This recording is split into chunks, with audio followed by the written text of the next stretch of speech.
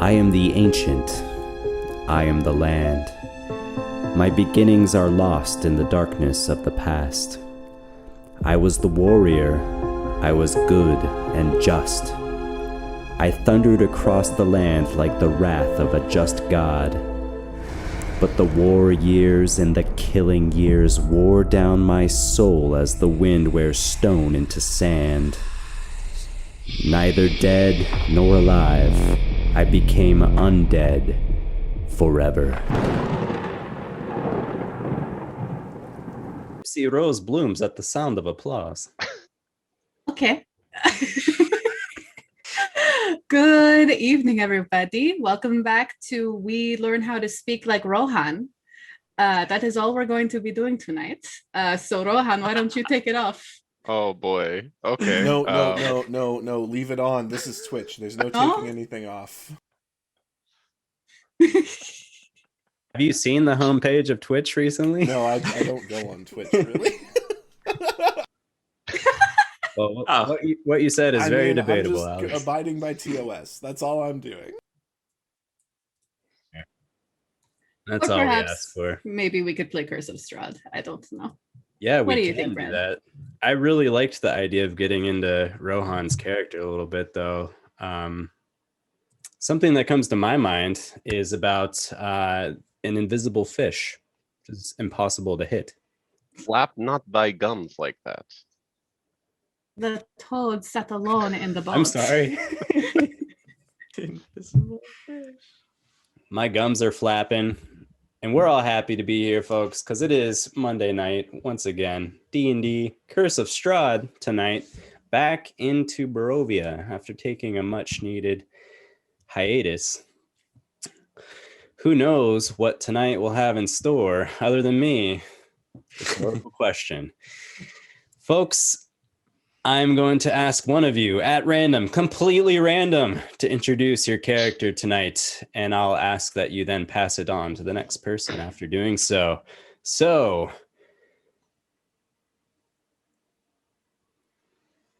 Kaylie, why don't you start it out tonight? I knew it. Psychic connection, my man. I knew it.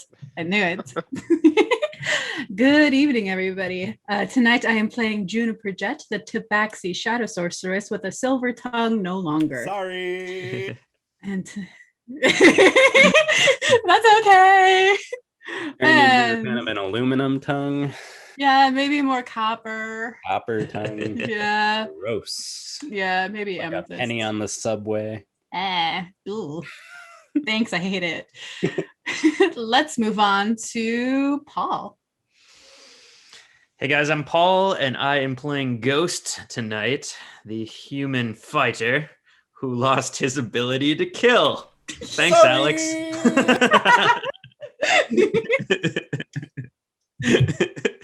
How about Preston? What'd you lose? Hi, I'm Preston. I'm playing Rohan, the Gypsy Monster Slayer, and I have lost my last breath. For the folks at home, Imagine what's that that. mechanically mean?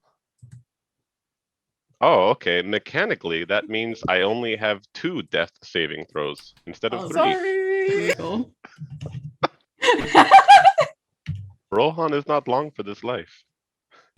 And I guess that just leaves me. I'm Alex, and I will be playing Manafaa this evening. Which tiefling am I? Am I Fear? I'm the tiefling? I don't remember. The tiefling Grave Cleric, who now has disadvantage on all intelligence-based ability checks, which is pretty alright. I came out of this not so bad. Oh, good for you, buddy. Hey. Very good, you guys. And of course, I am Brad, the Dungeon Master tonight. Also, Brictavio, but that's a story for another day. So, a brief recap is in order before we dive right in. In the previous couple sessions we had in Barovia, the Outliers helped stage a revolution in Vallaki. Now Fiona Wachter is in power.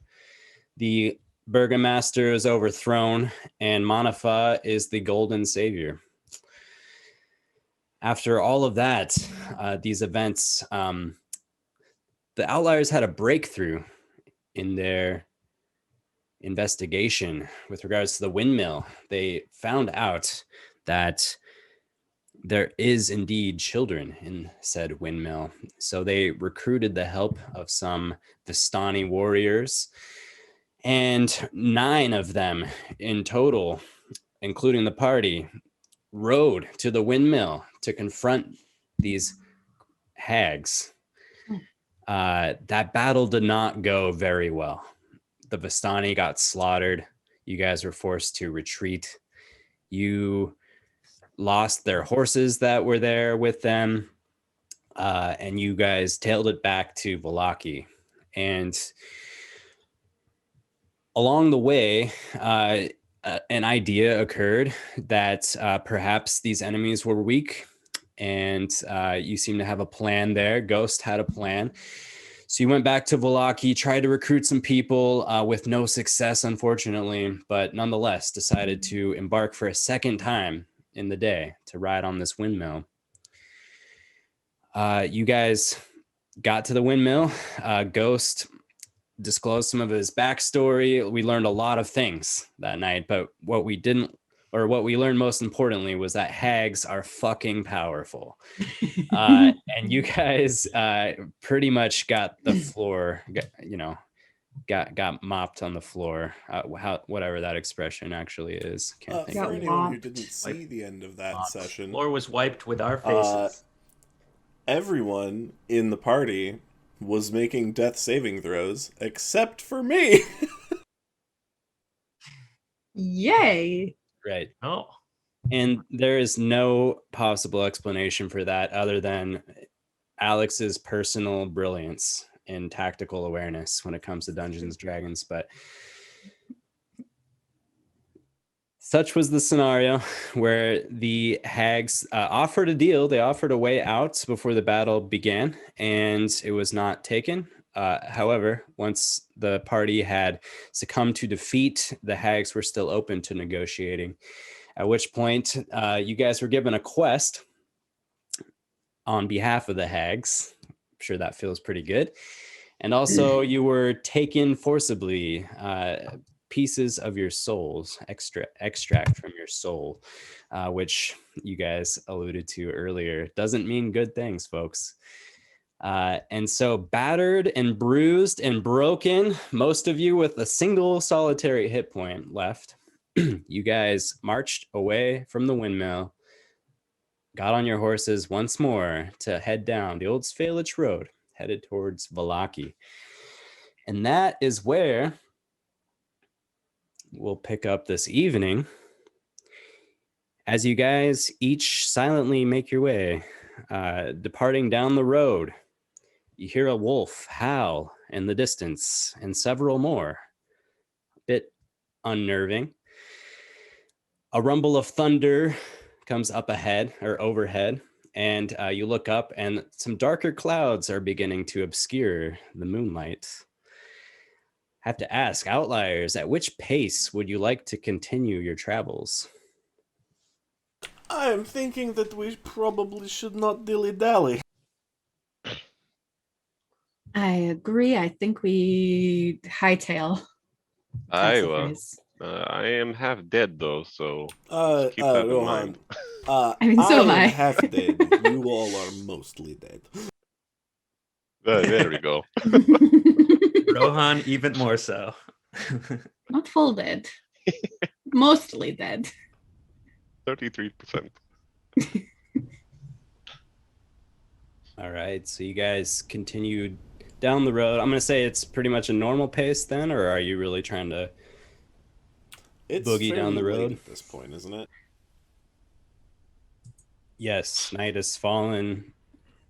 If you make, I guess, an insight check, perception check, you can try and see and determine what type of day.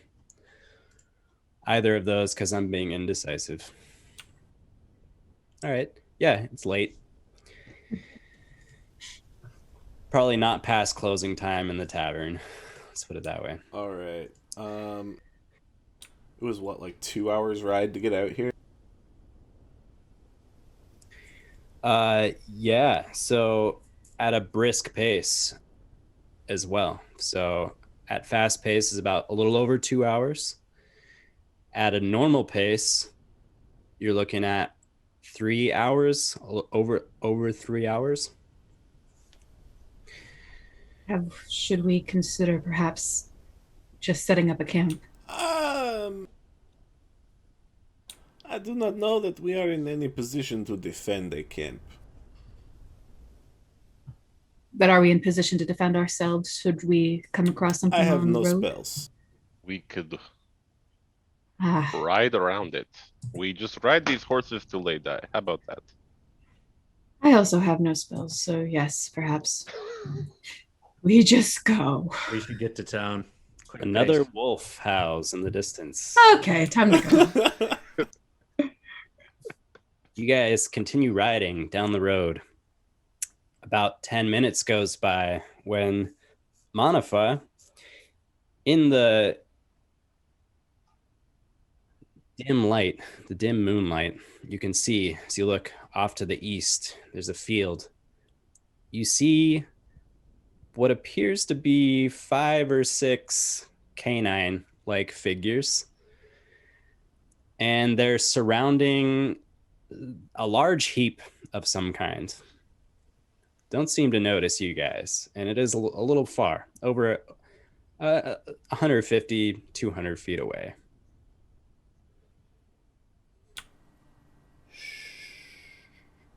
Quietly.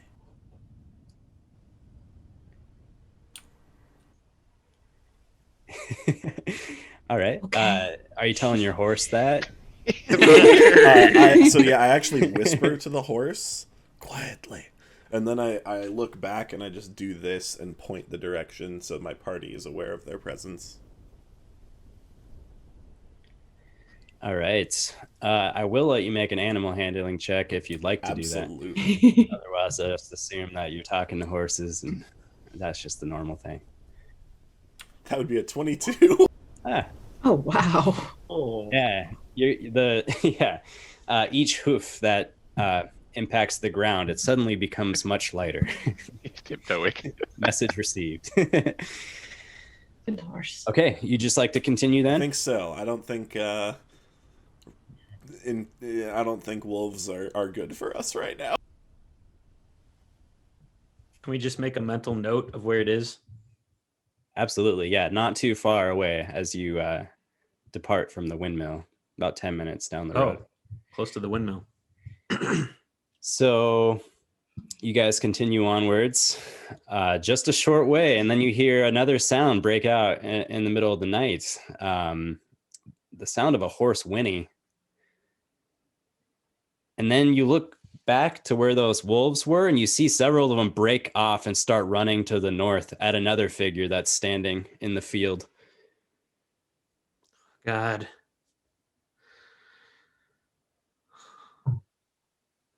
We are not in the position to help anybody. I'm done being a hero. Ah, Does anyone want to go back? My horse is being very quiet. Let me at least try to get a look. I will not interfere. right.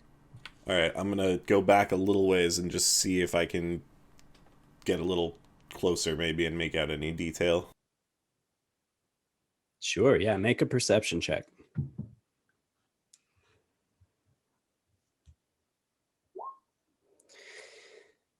Yeah, so you can tell definitively that the heap that you initially saw is one of the draft horses that you arrived at the windmill in the first place, and the the next horse sound is another one of those horses Oh, that were set free.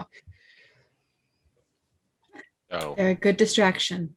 yeah. 3 of the wolves are now like taking down the horse. It's making a big ruckus in the field. Ooh, Yeah, Time to time to go. go. while they eat. Yeah. Okay. That's a distraction. faster pace? Medium fast?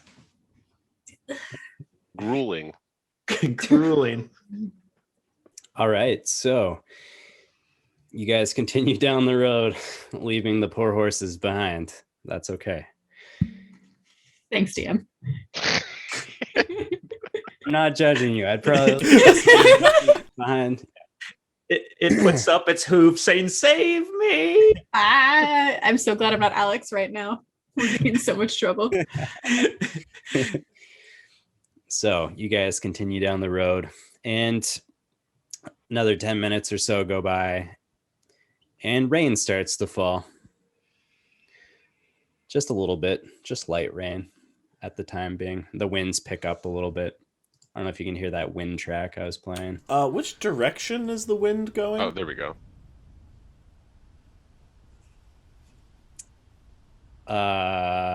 Make a check for that. I would say, was that survival? Probably, yeah. A survival check? Nature? Or nature.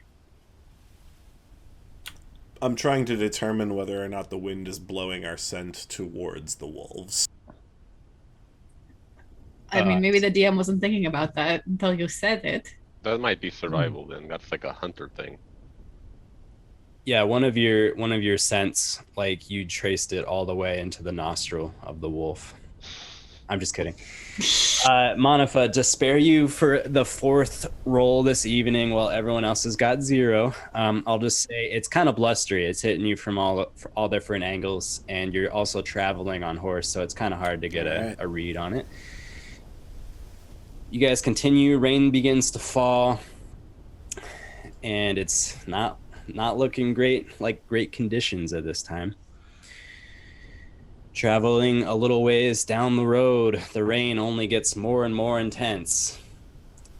Manafaa, up ahead, you're the first to see. There appears to be a horse and a rider heading your direction at a brisk pace. Oh, wonderful. We have company. I'm going to light a torch so he can see us and wave it. This rider is approaching you very quickly. It even comes within the range you would expect a rider to slow down if it noticed you as well. It's still coming at you at a fast pace, straight Get ahead. out of the way. Yep. Pull over to the Move side of over. the road, let him go by. All right. You guys see come charging towards you in the faint light remaining in the evening. These heavy thuds racing right at you. There's a horse, but completely skeletal. It's got tattered, what do you call a horse? Armor? Barding. Again? It's got a special. Barding. Larding? Harding. Barding. Exactly. Like Octavio. Anyways. Tattered barding on the skeletal frame, and above the skeletal horse is a skeletal rider, and he's got a short sword, and he's like pointing it straight ahead. He's on the charge. You guys doing anything? I will grab Backing up. Yeah, move. my mace, I guess. When we moved out of the way, does he angle towards us, or does he look like he's just trying to get straight charging straight down the road? I assume you guys are like off to the side. He's like 30, maybe like 40, 50 feet away from you, close enough to see the details, but just want to make sure you if you're doing anything within that. Yeah, I'll round. draw my mace and shield. I'll grab my daggers, prepare in case. We need to run if he attacks us. Yeah. Yeah. I'll pull out my longbow. All right. You guys all stand ready atop your horses on the side of the road. This menacing rider comes right at you guys. Doesn't even notice you as he passes by in full charge down the Svalich Road in the opposite direction. A week ago, I would have said that's the strangest thing I've ever seen. I am so confused right now. Death rides on the old Maybe. Salets Road tonight. Maybe he eats horses too. That is a good point. Juniper Juniper kicks the horse and just starts trotting. Ghost puts his hands on the ears of the horse as he says that. We need to either short rest or get back to Valaki, one of the two. Valaki. Let's go quick. All right. We can take a friends, breath. As you continue once more down the road, you are now crossing the 8-hour threshold for traveling in one day. Each additional hour you'd like to ride, you're going to have to roll for exhaustion, or you will face a point of exhaustion. Do you have to roll for that? Could we get an idea of where we're at? Mm-hmm. You're approximately a half hour away from the windmill. But yeah, I'll take you to... Would Brad, would we get exhaustion or would our horses get exhaustion? I think it's a package deal. Well, because with riding that. a horse is not easy to do, especially long term. Like, there's a lot of muscle use involved. Your thighs hurt afterwards, man. Maybe if it was like under the best possible conditions, like you have just been stopping like to one buffet after the other, like drinking and being merry and riding your horse around for, over 8 hours, like it's all good. Getting some flip-flops on the beach or whatever. Not that kind of vacation. So what's the so we have about 2 hours left and we'd have to make 2 checks, or how are we? What's the implications? So it's been about half an hour. At a normal pace, you're looking at another 3 hours of travel. So I'm going to make you make 3 checks for that. Or is it even checks or not? I think Just exhaustion get just it. happens. Yeah, you'll just face points of exhaustion. All right. Maybe we should just take a find some cover in some trees and just take a breath. Yeah. We need a short rest. Yeah, so you guys are only about right here in your travels. Yeah. Can you see that? Sure. Well, we can't take 3 points of exhaustion, so let's stop. Maybe we should ride around this bend, at least get on the main Strelitz road near Lake Zarovich. We could camp there. The lake's pretty safe. If we ride any further, Brad, will we take exhaustion? Yeah, all? you're going to take a point immediately. If we ride any further and camp up on the road, or if we go any further, then we should camp for 8 hours and do a long rest. That's just Or we stop here. I don't like having that windmill in my view. honestly, I don't think they're going to do anything else. Let's just stop. We won't make it if we keep going. We won't, Rohan.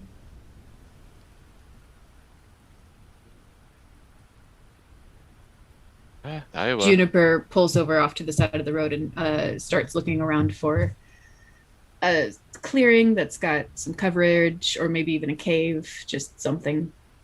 Make a survival check, Juniper. Do you hear wolves howling in the distance once more as lightning cracks ahead or above? Oh, nice. Buttons. You are just getting soaked at this point. The rain is heavily falling, splashing mud into the air with each drop on the dirt road. 19. All right. Yeah, I think that's around where you guys camped, actually, your first trip down this road, right in that sort of area. Yeah. So, you're able to locate a spot which seems reasonably safe and obscured from the road. Is it dry by chance? Are there... Things are pretty soaking wet. Cool. And getting wetter by the minute.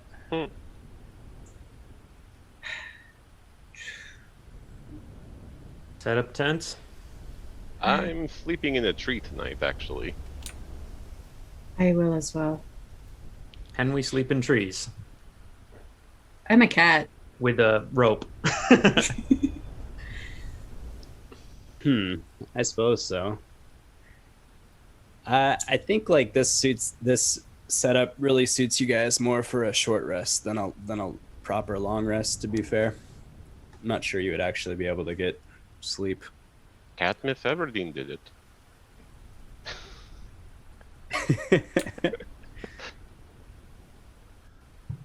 I mean, a short rest.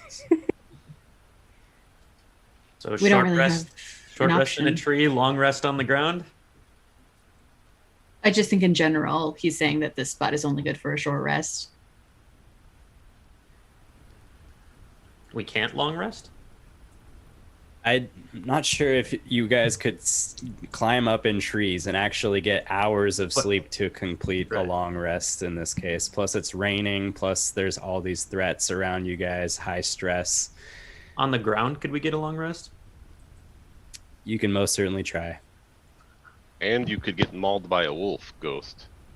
But All right, I'm not going to tell you what to do. and we'll short rest. We'll start there. All right. Within the hour or so rest, you guys do hear wolves. They seem to be like in all different directions this night. And the rain, it seems to just get progressively worse. The wind, too, the branches are actually moving, swaying with this heavy wind. And the thunder overhead is quite unsettling. Nonetheless, you're able to complete a short rest.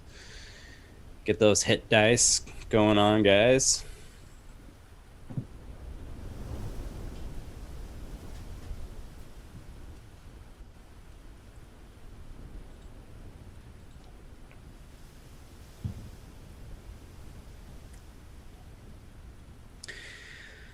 Sweet, sweet HP. Not at full, but close.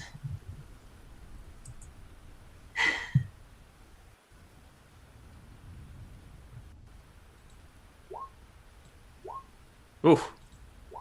There. I'm gonna use all of them. All right. Ooh, evened out.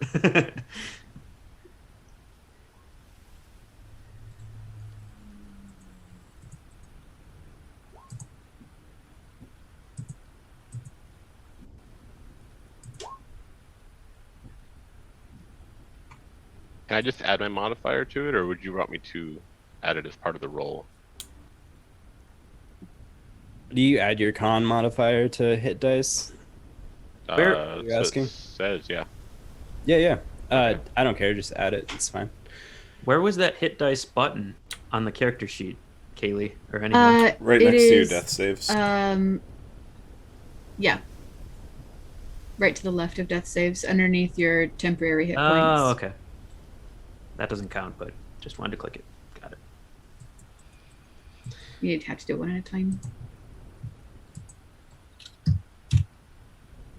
Well, as your hour draws near to its conclusion, here you guys are, soaking wet, beat up, but regaining a little bit of your energy.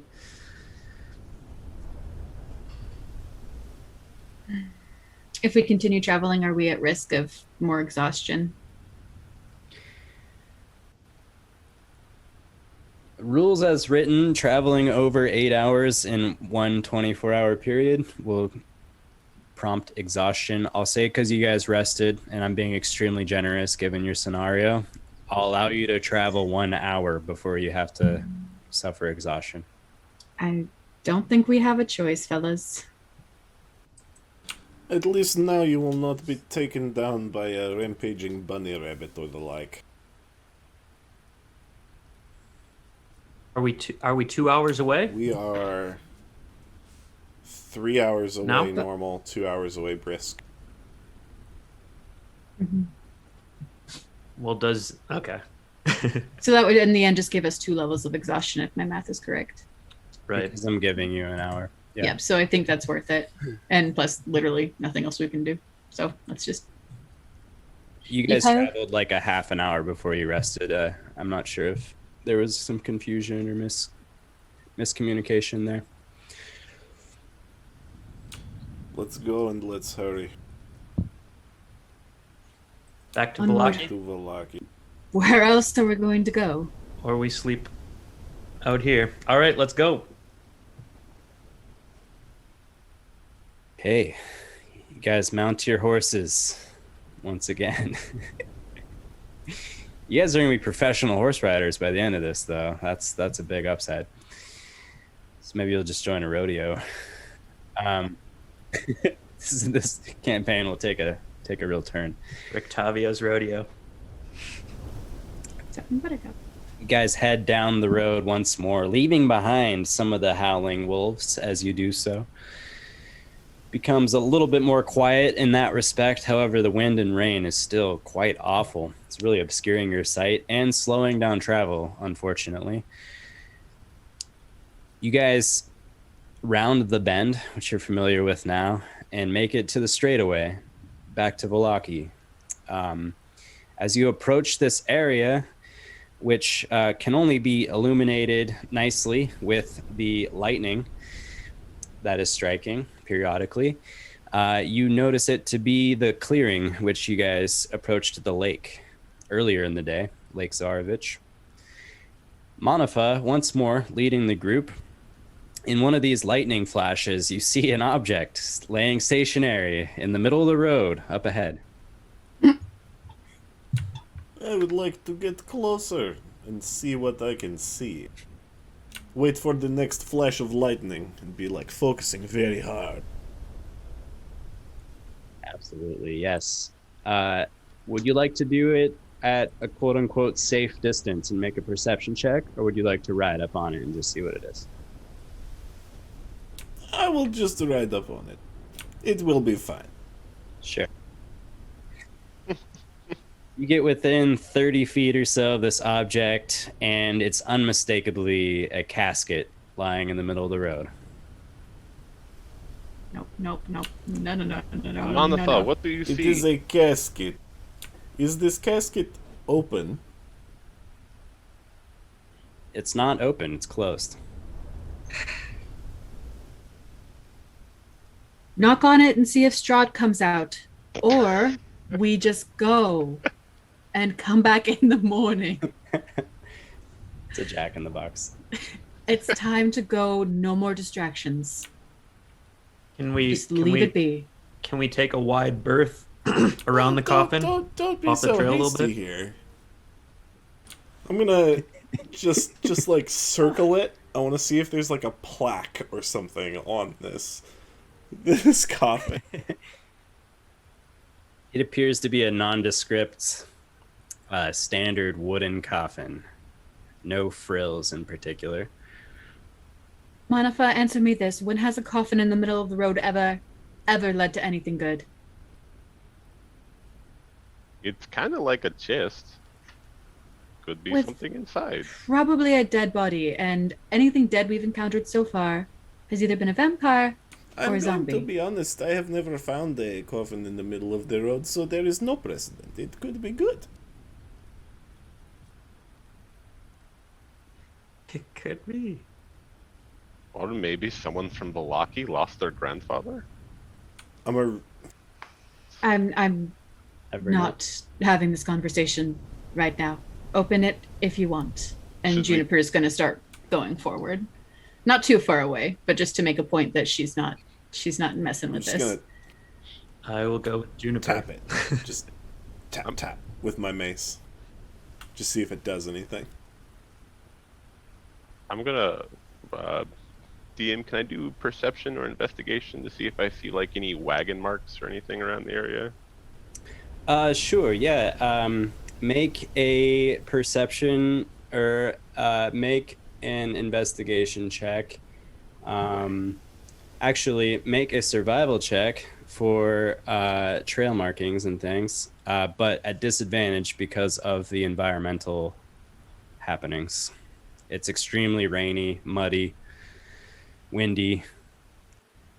Yeah, other than the normal kind of ruts and divots and things in the road, which you've seen before, some are filling up with water, nothing stands out.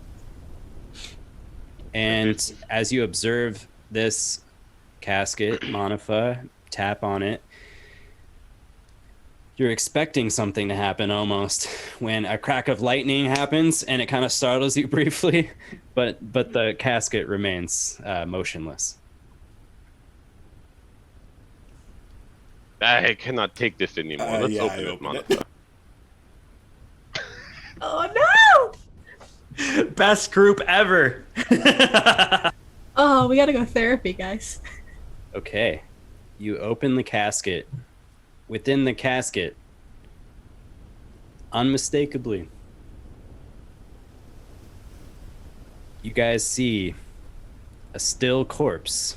Looks exactly like your companion, Ghost. Oh no. I'm assuming Juniper and Ghost don't see this since we marched ahead. That's correct. Cool. What's in there, Ghost? guys? You are. Hey, come here, please. What? I slowly march my horse forward. Closer, closer, come. What could possibly be in this coffin that's so Why important? don't you take a fucking look? I take a fucking look. Ghost, chills run down your spine as you look at yourself in the coffin, eyes closed, peaceful, hands on your chest like so. Does it have a mask on? It does not have a mask on. Does it have a horrifying disease on its face? It does. Does it look like me right now, or does it look different? Like it died in some way? It looks like you right now if you took off your mask and died on the ground. Okay. Well, I poke it with a stick. I was gonna say, should we stab it? We definitely need to poke it. You poke it and something strange happens as it seems to like automatically, like spontaneously combust almost, but just enough to like sear off the illusion and just crumble to dust within the casket.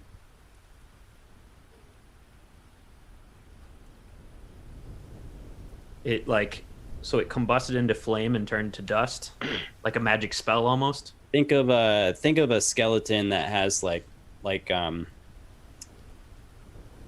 paper facade or something, and it just like kind of and just falls in a heap. Did it look magical?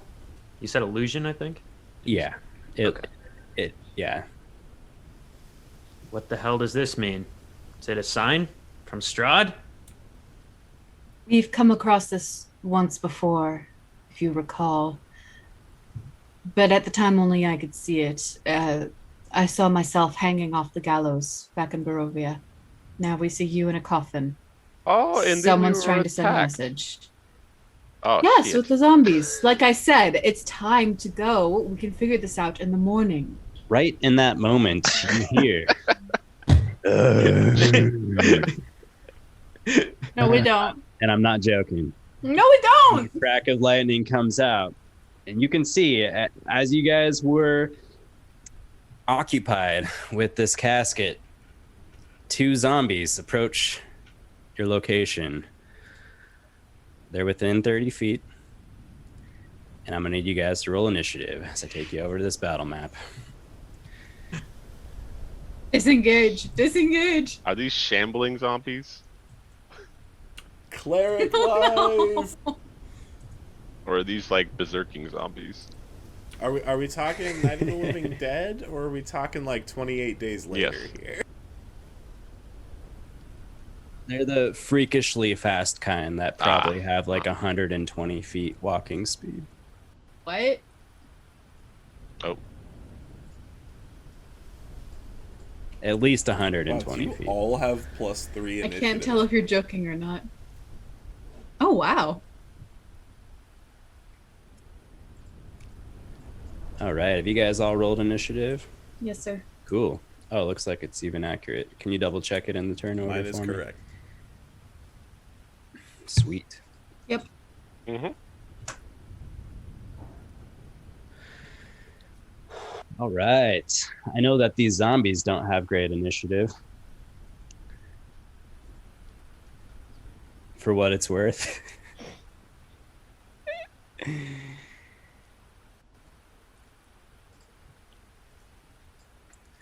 me get some of this, our favorite battle track.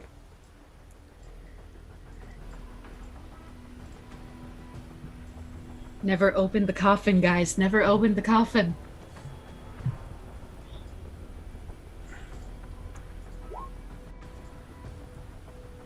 All right.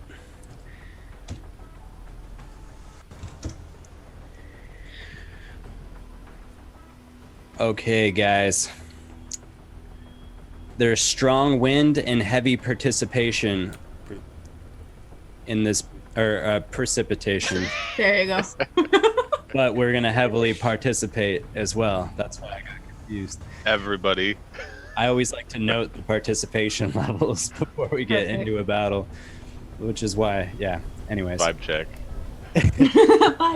With the precipitation, wisdom checks that rely on sight at disadvantage.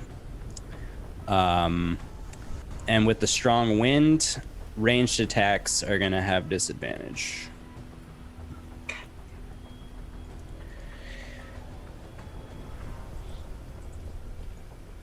Okay, the first to act here, Juniper. Spellcaster's sad. Spellcaster doesn't have any spells. I am assuming that the direction we need to go back to Vallaki is this way. Correct. Cool.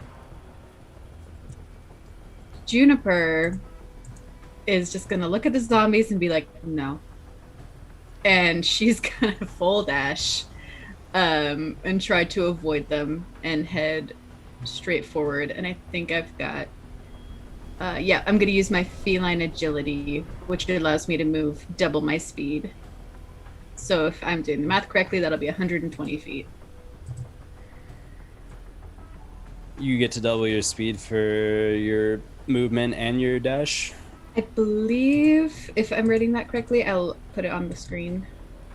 I can look at your sheet too. Oh, okay. When you move, turn, you can double your speed. It didn't say anything about dashing, so I'm assuming, because my speed is 30, so I'm assuming that would put it at 60, and then if I were to dash... Yeah, I guess if that would you make take sense. your dash, that just means you're taking movement, so if your movement doubles... Yeah. Okay, 120. I think that literally puts me off the screen. So Juniper just bails on you guys in the middle of the There night. goes Juniper. She just goes. Unless something happens. Alright. I'm stuck. 1 second. Oh, there we go. Very good. Okay, well, the zombie to the top, at the top of Manafaa, is going to boogie over to Manafaa. I believe he can. Yep.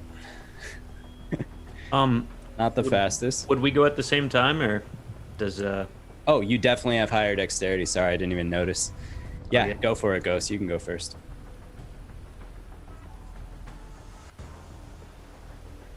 well? Let's see here.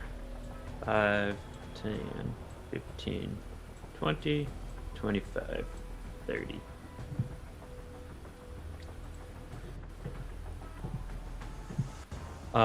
I will take 2 shots at that zombie. Sweet, go for it. Roll to hit. Disadvantage.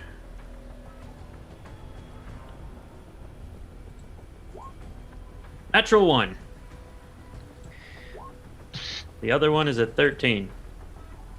All right. So you, with your first shot, like it's so disorienting with the wind and the rain. Like you're pretty convinced you nailed that shot, but we know that you didn't. You're like, yes. And the second one is a hit. So go ahead and roll the hit, please. I mean, yeah, roll damage. 8 damage. Some damage. Beautiful. And I will use trip attack. All right. He needs to make a saving throw. Yes, strength. Okay.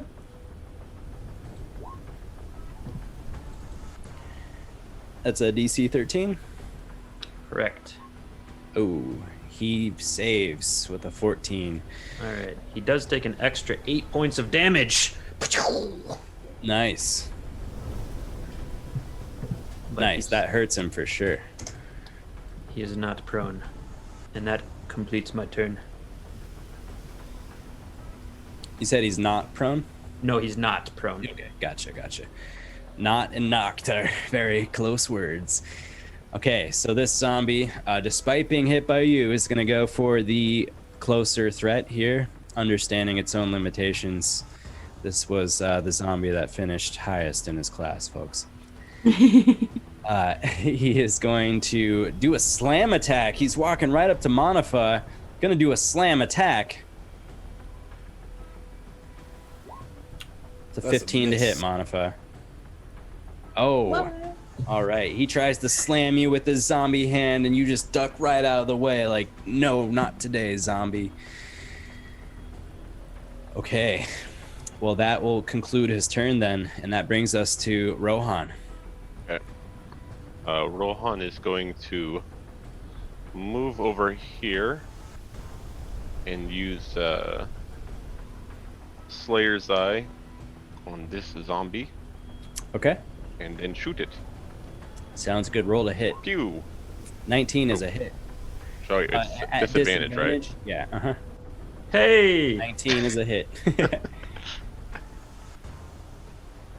Go ahead and roll damage for me. 9 piercing, and that is the one at Manafaa, correct? Yeah, that's the one at Manafaa, so I do 14 to it. Sweet, man. What does it look like when you slay this one, buddy? Oh, okay. So, Rohan is all wet and slippery, and it's raining so hard. He runs over here. Can't really see too well, but he notches his bow back and just kind of blindly releases it, and it just goes straight through its eye and back out the other side of its head. Very cool. It's a good zombie kill. Yeah, definitely. Manafaa, you see this zombie just collapse right in front of you. It's like shortly after it misses you, it kind of comes back for another one and then just gets blasted, falls to a heap. Is that your turn, Rohan? That is my turn. Do you want to know about the defenses and everything? I can tell you if you'd like. Sure. It's not particularly notable, I'll say that. Immune to poison. All right. Yeah, it can't be poisoned. All right. Yeah. Can it be healed? It can't be pushed or pulled, I heard.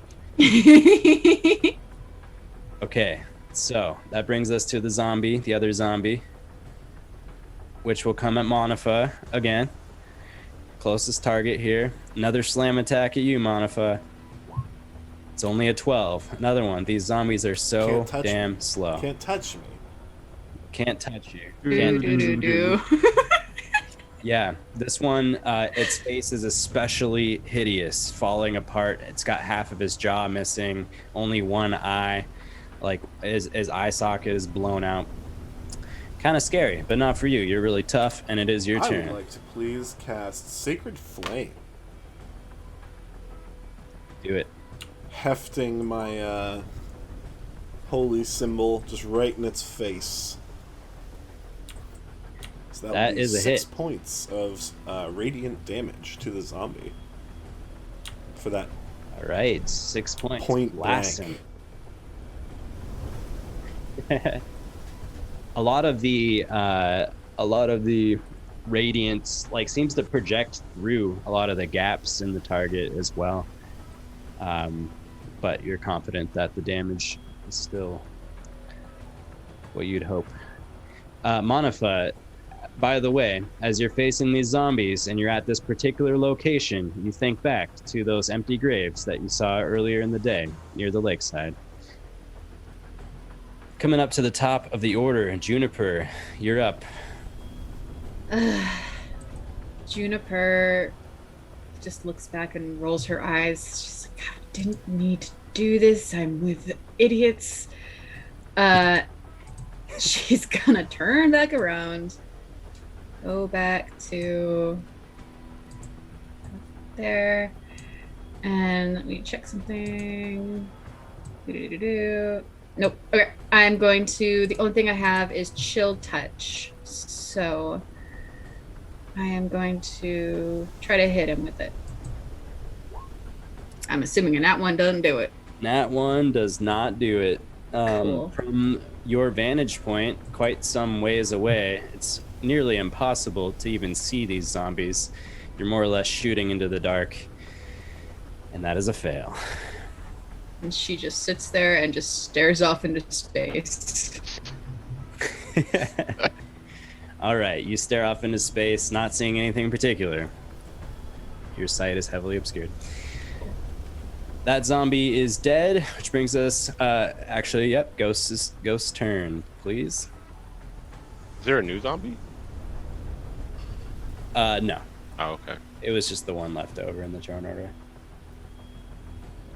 So there's only one, even though there's 2 tokens. Yeah, the top bottom one is dead. I believe. Okay. I will take 2 shots at the bottom one. Okay, sounds good. First shot. Boom. 16. 16's a hit. Roll for damage. Ooh. 7.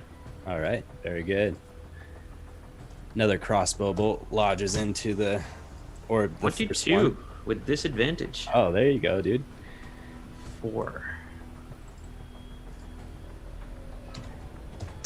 All right, so the zombie's looking pretty hurt after that, but still stands. All right. I'm done. It's kind of an interesting scenario for Ghost too. Like you have to roll like a 2, and then you'll beat the armor class of the zombie. Like a 2 or higher is going to be a hit. It has an AC 8.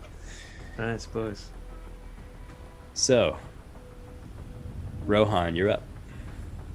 Okay. Gonna kind of do what I did last turn and just move up here, do Slayer's Eye, and shoot it. Okay, sounds good. Go for it. Disadvantage, please. Oh. Ah. So many. All right. What happens on this natural one, Rohan? Well, I do pretty much the same thing. You know, I'm feeling myself. Rohan comes in here and he slides on the wet ground and kind of takes aim with, you know, just, it's so rainy and blustery outside, you can't really see, and he pulls back real far, lets go, and ends up shooting Manafaa in the foot. Oh, I'm sorry, Manafaa! I need you to roll for damage, please. No! Wait, I don't know why there's 2 damages. Just take the 5. 5 piercing damage, Manafaa, as the zombie in front of you becomes quickly not your point of focus with a sharp piercing pain in the back of your foot. Did you move your Slayer's Eye to Manafaa as well? What's his weaknesses? None. He's a golden god. Manafaa, I'm so sorry. That's such an angle too for disadvantage. That's so funny. Okay, back to the Manafaa. Oh wait, no, the zombie's turn. Manafaa, it's gonna slam you, man. No, it's not. Only an 8. What a sad battle. We will get through this campaign with some serious zombie damage. I Trust believe me. it'll happen one day. But this day is not that day.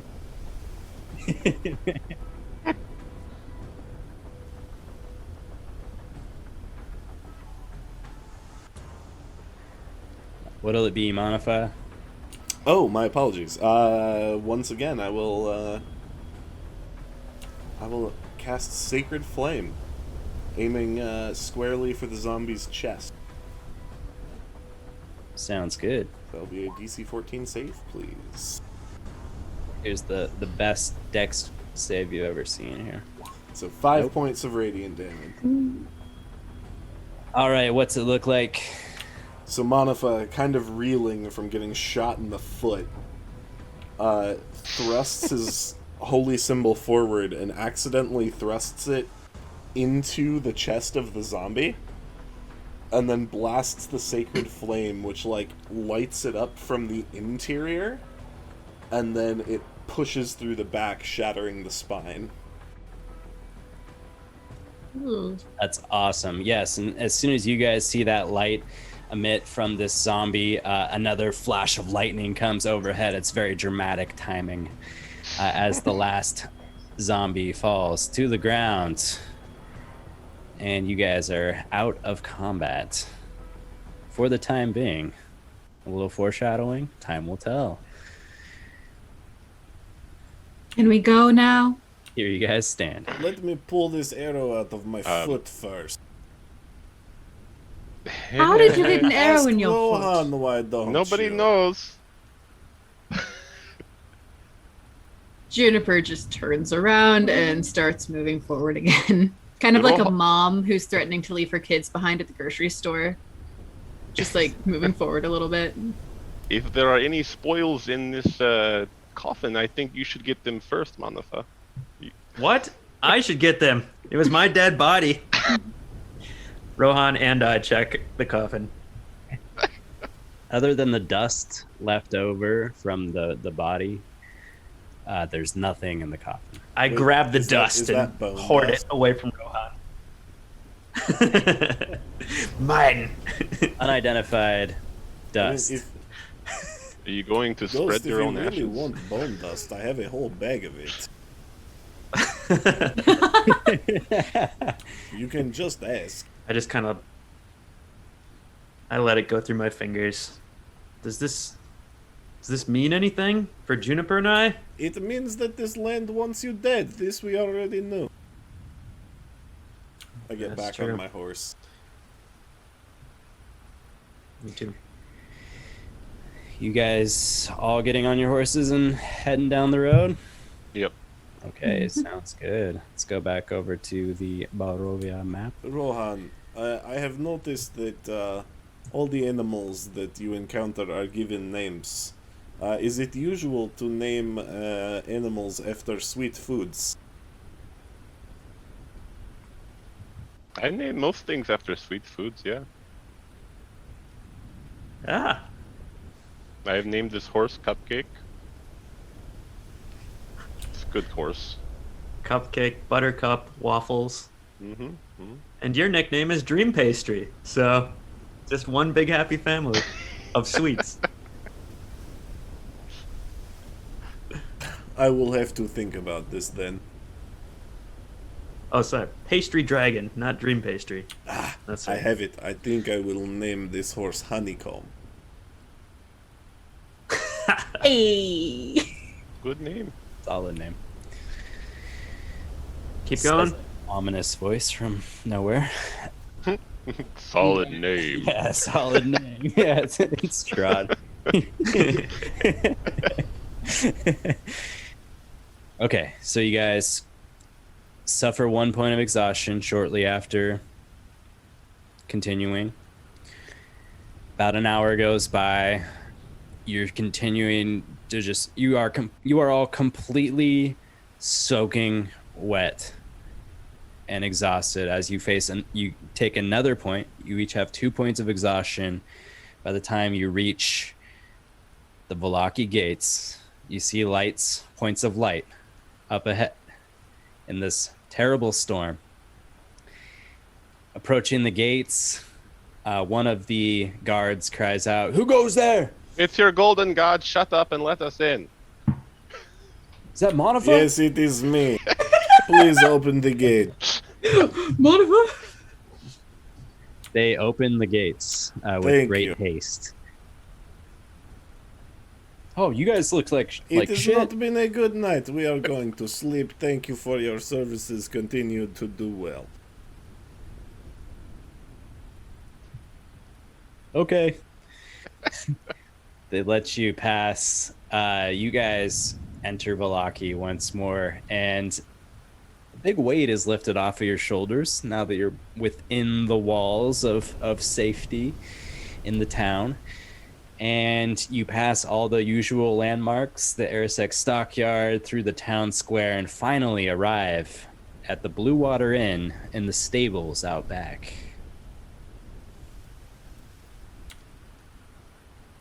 Let's get these horses hitched and get some sleep.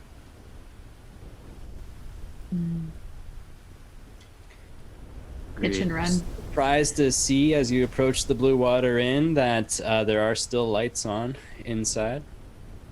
Definitely later than in days past. Oh, good. Something's happening. Ah.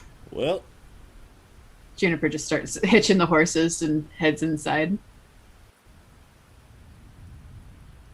All right. Well, as you guys, are you going to enter the tap room or are you going to go straight up to your rooms? I think Juniper's going to head straight up to the room, but look over the banister. She doesn't really look at the others. She doesn't care what they do.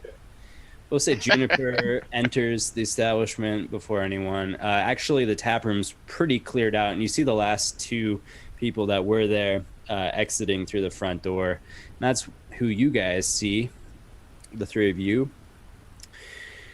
As two gentlemen stumble out, clearly intoxicated, Soldar the Wolf Hunter and his companion Yevgeny kind of like leaning on each other, kind of laughing, making jokes. And when Soldar sees you, Ghost, he says, "Oh, look, the mighty witch hunter has returned."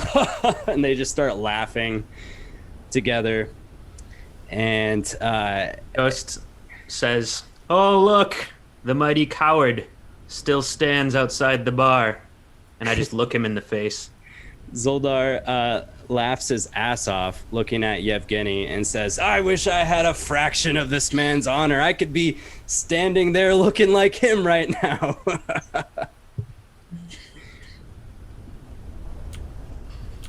All right. Well, is the bar still open? These guys are just laughing, ignoring you, and drunkenly walking away. Okay. Are we checking it out, or are we turning in for the night? I'm getting a drink and some beet soup, and then I'm sleeping. Juniper's already heading up the stairs. Sounds good to I me. need to put on something dry.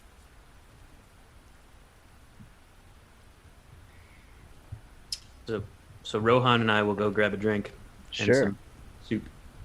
So you guys, as you all enter the Blue Water Inn, the first thing you notice is how warm and comfortable it is, and being so thankful to be outside of the storm. And the two of you, Ghost and Rohan, you enter, and Danica, she's standing there behind the bar top as usual, and she looks pretty exhausted. And she says, "Oh, we were just closing up. We have new hours now that curfew's been lifted, so we got to get used to staying open till midnight." You don't get the choice? We'd like to make our extra coin. It is our choice, but it'll take some getting used to. You guys look like you've been to the 9 hells and back. At least 5 of them. I'll get you a drink on us. Don't worry about it. Go sit next to the fire. Thank you. Appreciate it. After a few moments, she arrives with some wine for the two of you. Kitchen's been closed down for a little while. I can get you like an apple or something. Nah, it's fine. I'll have provisions in my room. I'll just wait till breakfast. Nothing wrong with fasting. Very good. Well, I'm going to keep cleaning up and getting ready for bed. Thank you. I just kind of hold up the glass You're welcome. and down it. That's just exactly what Rohan does. Long drink. Can I ask a question? You just did. But All yeah. right. Sweet. Sorry. Sorry. Do we feel like, do we know what has happened to us, Rohan, Ghost, and Juniper? I don't think we've talked about it yet, but do we feel any different? The three of you, Manafaa, you haven't said anything about what took place when they No, were not yet. unconscious, right? You guys feel a little off, but you can't quite put your finger on it. However, the levels of exhaustion you've suffered, it's been a hell of a day. 2 battles, long horse rides. Like, you feel a little weird, but it's kind of in the mix of all the uncomfortable feelings, I'd say. Okay. So I can turn off the wind and the rain, and I got a little fire loop here. That's nice. Oh, cute. Isn't that soothing? Well, Rohan, what a day. I'm sorry we didn't save that Vistani child. Yeah, that's kind of the thing that probably is the worst for me, but I don't know how the other Vistani are going to take it, to be honest. Hopefully they were all too drunk to notice. I don't think we're that lucky, though. That the child was gone? Well, that we rode off with half of their camp, and they all died except for us.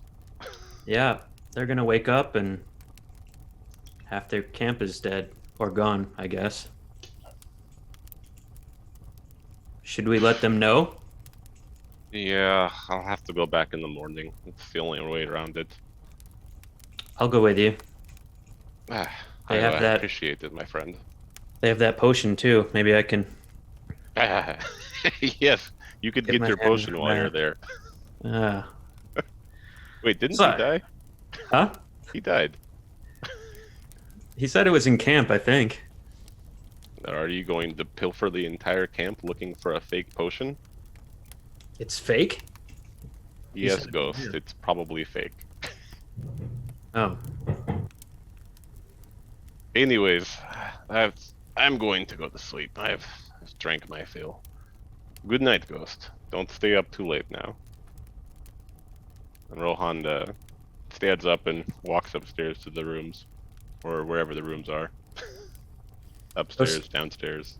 Yeah. Who knows? Ghost just kind of looks in his cup for another 10 minutes and then slowly makes his way upstairs. Danica bids you a good evening. And that was a fucking long day for the Outliers. We will take a 5-minute break, come back, pick it up for the next day of our adventure. And we're back! Welcome to the Emerald Dragon! Woo! And we are ready for some more Curse of Strahd here in Vallaki. Hopefully, we get through the night without getting attacked in our beds. But that is yet to be seen. Please. Take it away, Brad. Our session resumes with a good old-fashioned bed attack. Dang it. Lord of the Rings. Ring raise. Oh, yes. Sucks for you guys. I'm in my own room. Y'all get racked. Ring Racked. Wraith. Ring Whoa, racked. try saying that 5 times fast. Thank you. That's what I meant to say. Ring wrecked. Yes, so you're all dead, and we'll pick up a new campaign. Yes. I play Just an kidding. artificer. You guys go to bed, and you sleep like rocks. You sleep like rocks. And you wake up, and it's like not at the light of day, not at the scuffling of feet below. You guys wake up, and the sun is actually like, or there's no sun, so the light is at its near its maximum capacity. You sleep in because you're so damn tired. That's what I'm There you trying. go. Maximum It's like capacity. noon. Sun. Yes. Yes. Intensity was what I was looking for, trying to borrow lighting terminology. Anyways, you guys sleep in a little bit longer than you usually would, and you wake up. And you all feel a little bit weird. And you know it's because, or it's you can rule out just being tired as the reason why. But that's for you to explore. So, Outliers, take it away. Well, hopefully, having set our armor and whatnot up to drip dry, it's at least somewhat dry at this point. Like, probably not comfortable, but... Roll a D100.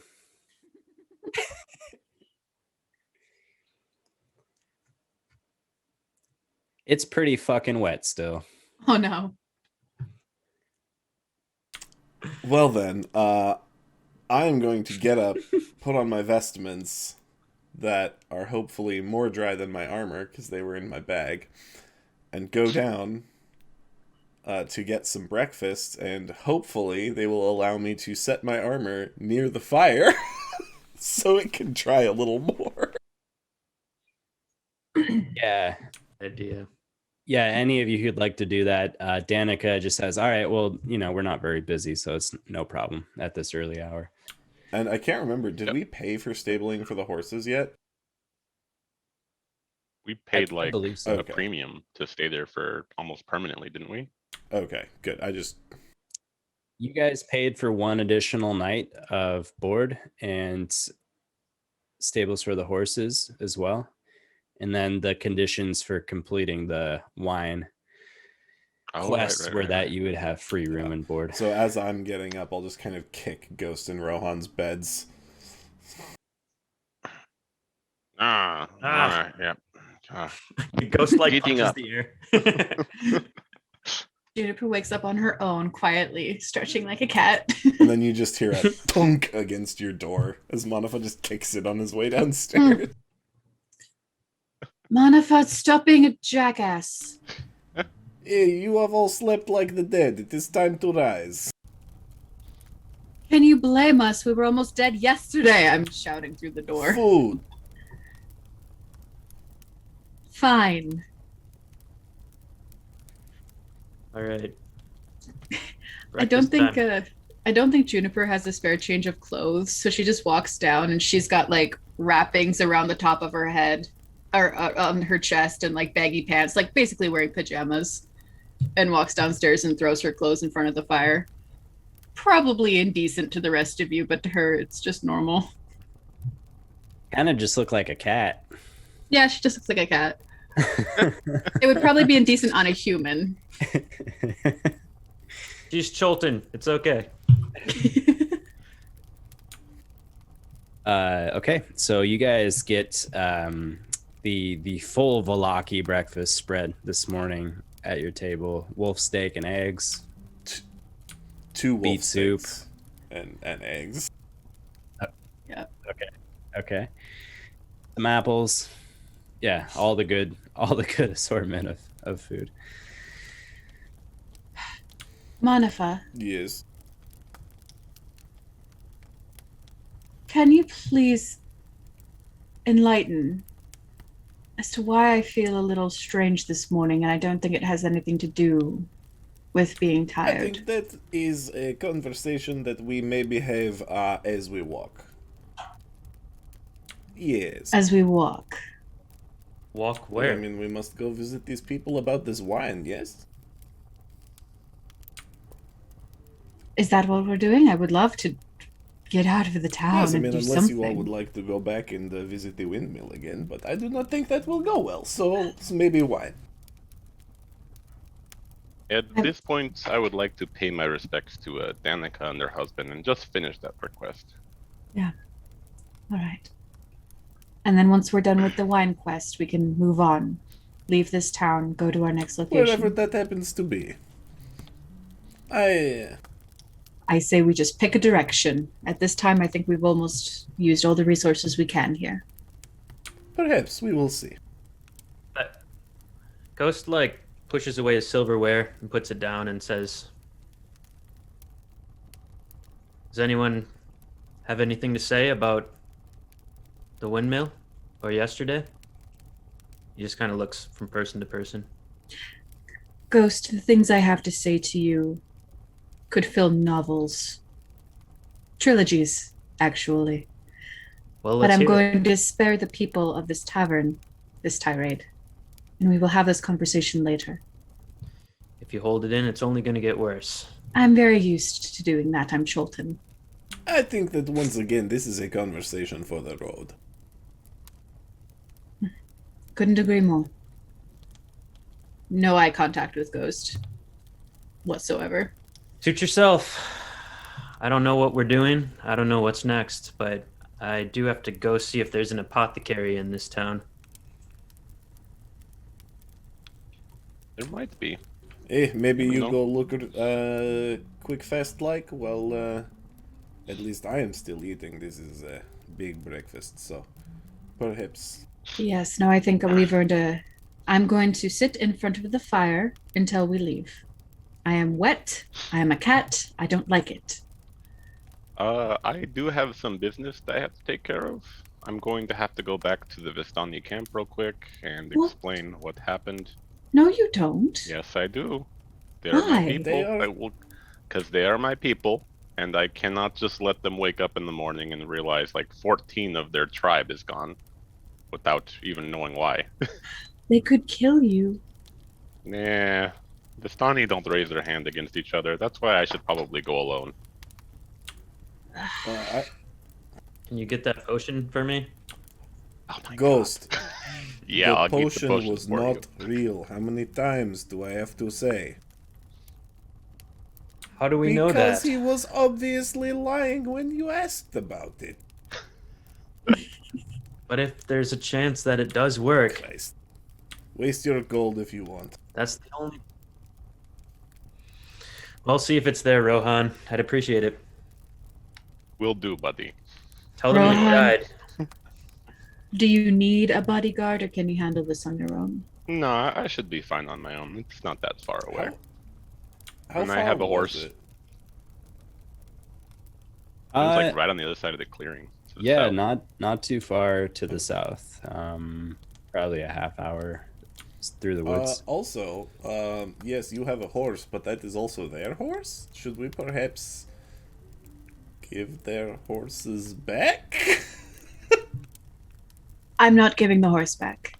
This makes travel so much faster and so much safer. They can survive without more horses. Yeah, I think I'll just end up tying the horse outside of the village, somewhere far away, or out Fair of their enough. encampment, and just walk in. Rohan, make a history check for me, please.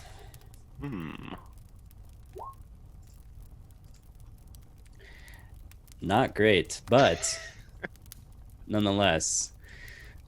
So when you first met these Vistani, they said that they're part of the Kostarari clan. And that name actually rings a bell for you. Like, Vistani families, they talk about each other because there's different reputations amongst the people. You do know that the Kostararis in particular have sort of a negative reputation for being a bit rough and rowdy. They're known to be bandits and thieves, etc. And so whenever you would hear their name spoken within your family, it'd be like with disdain a little bit. They seem to not be looked at too fondly, at least amongst your clan. Okay. They'd throw out terms like, "Don't be one of those Kostararis. Better get your act together." Like shit like that. Ghosty bums. I approached Danica. Okay. Yep. She's at her Danica. usual spot. Yeah. How can I help you? Thank you. Thank you once again for the wine last night, for breakfast this morning. Is there anyone in this town that could be considered an herbalist or an apothecary or a healer? I'm afraid not. Not the biggest variety of shops and things. If someone gets sick, what do they do? Oh, we pray to the Morning Lord. No one has any herbal knowledge of any kind? I'm sorry, I not that I'm aware of. Maybe you could find a witch or something. Is there one nearby? Not here in Wallachia that I know about. However, I have heard about one old witch that lives in the ruined city of Berez. A witch. Yeah, but I'm not sure how much to really put into it. I mean, All right. Well, that's swampland over at those parts, and yeah, I guess a witch could live there. thanks, Danica. I appreciate it. I turn back to Rohan. Oh, who's gone? Oh, hi, Rohan. Rohan, you know these woods around here, right? No. But, we'd probably be able to navigate them. That's true. You've only been here as long as I have. Have you taken account of any of the natural plants in this area? No, not necessarily. Haven't really been paying too much attention to the natural plants. I'm not an herbalist. I'm a hunter, but I do what I have to when I can. Have you ever heard of wolfsbane before? Yeah, who hasn't? It's pretty common. Have you seen any? No, but when I'm out on the bout, I'll keep an eye out for you. Please do that. Thanks. That's it. Okay. And Rohan's gonna just walk back to the kitchen. Sees Danica or the chef or whatever, waves to them, and he's gonna stick his hand in that giant bin that they have of guts and liver and spleens and all kinds of organs and stuff, and he's just gonna put some in a bag. He doesn't use a glove. He doesn't need to. It's okay. Yeah, I think we established that Rohan's pretty good about that. All right. I'll leave the copper or silver or whatever you want me to pay for these on the counter. For the guts? Yeah. A copper. Or those would be free fine. guts. Okay. Free guts. About this time, two people walk into the Blue Water Inn.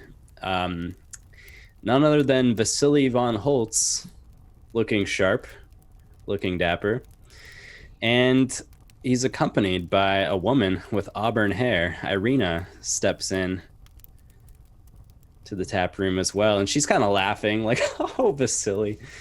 And they walk up and they get some drinks, and they see you, and Irina comes over. Is like, "Hey, what's going on, you guys?"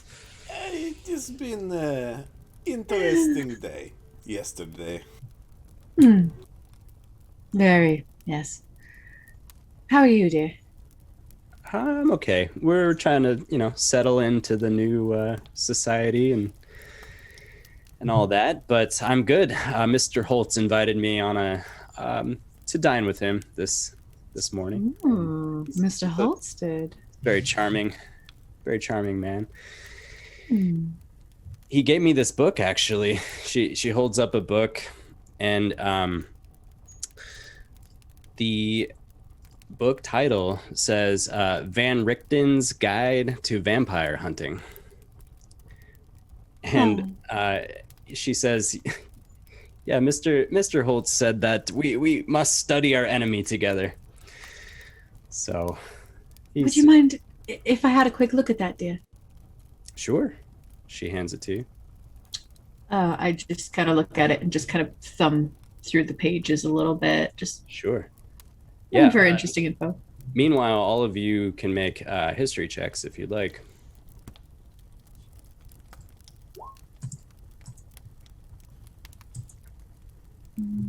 All right. Vasily was my, I guess my mentor or my Sponsor. Charge, wasn't it? Yeah, like your sponsor. Sponsor, yeah. I said, "Oh, Vasily, And, nice to see you again." I'm waving at him with my entrails covered. I believe these would be at disadvantage due to exhaustion. Are we still exhausted? One I thought point the of long exhaustion rest is cleared per long rest. So we still have 1 point. Oh shoot! Oh snap! I suppose you're right. Yeah. Good thing I rolled twice. Yeah. Everyone say thanks, Alex. Thanks, Alex. I'm sorry. Teacher. Manafaa, are you gonna make a history check? No. I'm not even gonna bother. Okay. Yeah. Oh, intelligence. Yeah, gotcha. Cool. Yeah. Let's see. The highest one is 7. Rohan. I think you've heard Van Richten's name thrown around from time to time, but it's kind of like a folktale hero or something like that, as far as you know. And Juniper, as you're flipping through the book, it describes the life of this doctor named Rudolf Van Richten, and he dedicated his life to hunting vampires after some accident occurred where his daughter was killed by vampires. He he made his whole life about hunting vampires from that time. And yeah, you flip through it and it's an interesting read. Hand it back, and I would love to get my hands on a copy. You get the sense that it's fiction, by the way. Okay. Awesome. Can we borrow that book by chance? Oh, yeah, When he just gave it to her. When I'm done with it, we have to study our enemy, and then I'll let you guys read it. Do you have any other books, Vasily, in your home? I've got a decent collection. Are you interested in anything in particular? Yeah. Do you have any history of these lands or any other thing that might be helpful? What kind of books do you have? A wide range of topics, really. History of Barovia. History of Barovia. I'm sure I can dig something up. Yeah. Next time I see you, I'll try and have a book handy for you. Okay, great. Thank you. Can I Very welcome. grab Vasily and just kind of scooch over by the bar a little bit away from the others? Sure. Sorry, I just have a personal question about a book. You wouldn't happen to have any books about it's weird because I don't necessarily know what to ask for, but books about people who acquired abilities mysteriously? Seems like a pretty obscure topic. I understand. I just haven't had luck much anywhere, so you seem like a knowledgeable gentleman. What types of books have you been seeking before? Seeking. Literally, I've been mostly asking these questions to booksellers all over Waterdeep, and not many have had a whole lot of success. Some, but nothing quite like what I'm looking for. Well, I am happy to share my belongings and knowledge as best as I can. I'll take a look and see if I have maybe I'm overlooking something as I think back now. You have my gratitude. Thank you. You're welcome. Vasily kind of motions to Irina, and they kind of exit and take a seat nearby and start drinking wine at 10:30 in the morning. And Yes.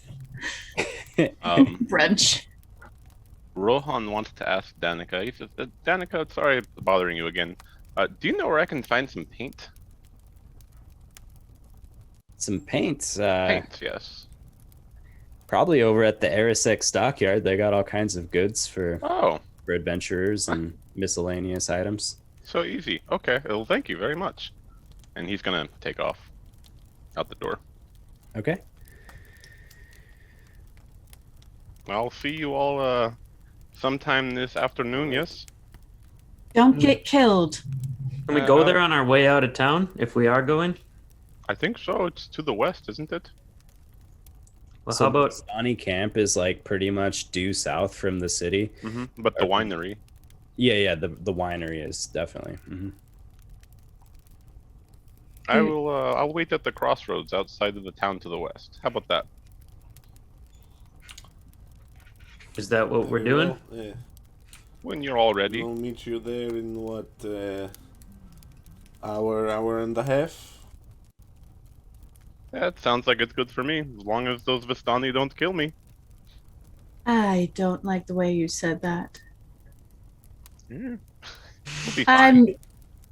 Rohan, will you let me come with you? I really don't think we should go. honestly. It's probably not safe if you do. Is it safe if you do? Safer. I'll be fine. Don't worry. They'll like me. Don't get killed. Again. No worries.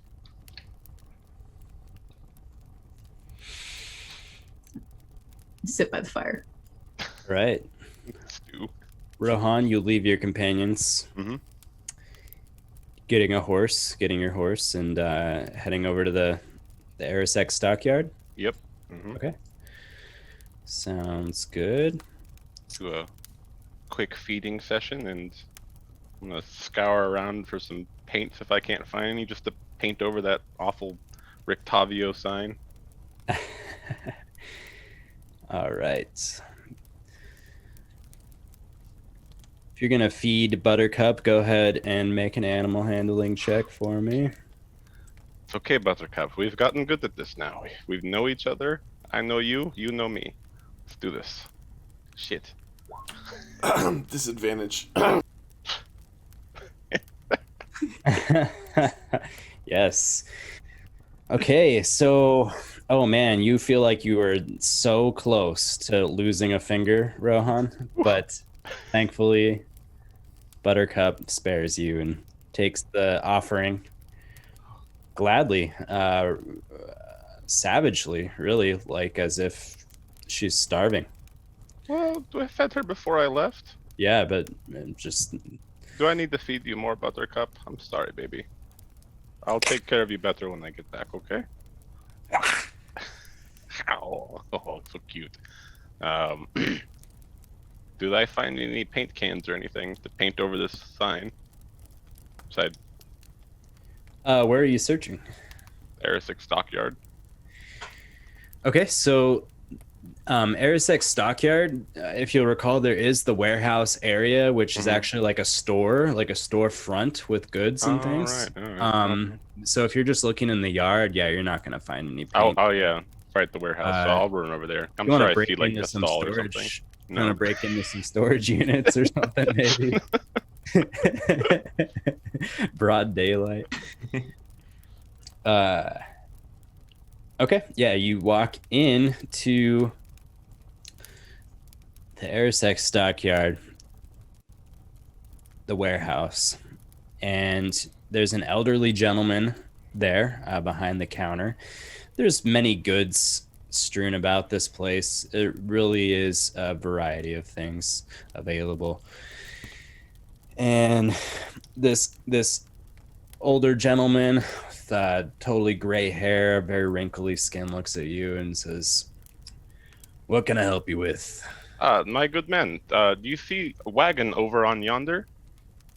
It has one of my favorite pets in it, and I cannot push it nor pull it till I put some new paint on the sign.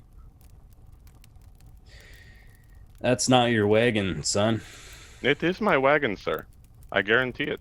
I have claimed rights to it. The person who owned the wagon beforehand worked with the last burgomaster of this town, the man that has been run out of the town. His wife was killed. He was killed. His son is missing. And I work with Fiona and the Golden God, so I have made claim to that wagon. I could get the guards involved if you'd like, but I'm telling you, that is my wagon, son. That's a nice story and all, but you see, this colorful half-elf bard paid me a generous amount of gold to watch his carnival wagon and not ask any Rictavio? questions. If I could, okay. If we don't have to ask questions, here I'll tell you what I'm going to do. Well, these are I'll the go only find answers Fiona I'm really Wachter. looking for. He holds up a little sack of gold. Oh, you speak my language then. How much gold did he give you? More than 50. I give him 60. 64. Say that. No questions further from me. That's what I thought. Thank you, sir. And the paint, I'm sure, was on the house for that enormous down payment, right? Huh? You'll find it right there behind you. Good pleasure doing business with you, my friend. It's been nice. And yeah, he's gonna take his paints, go to that little wagon, paint over the Rictavio sign, and we'll come back and do another coat. Basically a rainbow of color available. So what color did you choose? I'll let you take 2 cans if you want. Oh yeah, okay. He's gonna go with a yellow, and how about a dark purple? Wonderful. Mm-hmm. Yes, they even had the dark purple because they Yep. had like A lilac, violet, and like all different hues. Cool.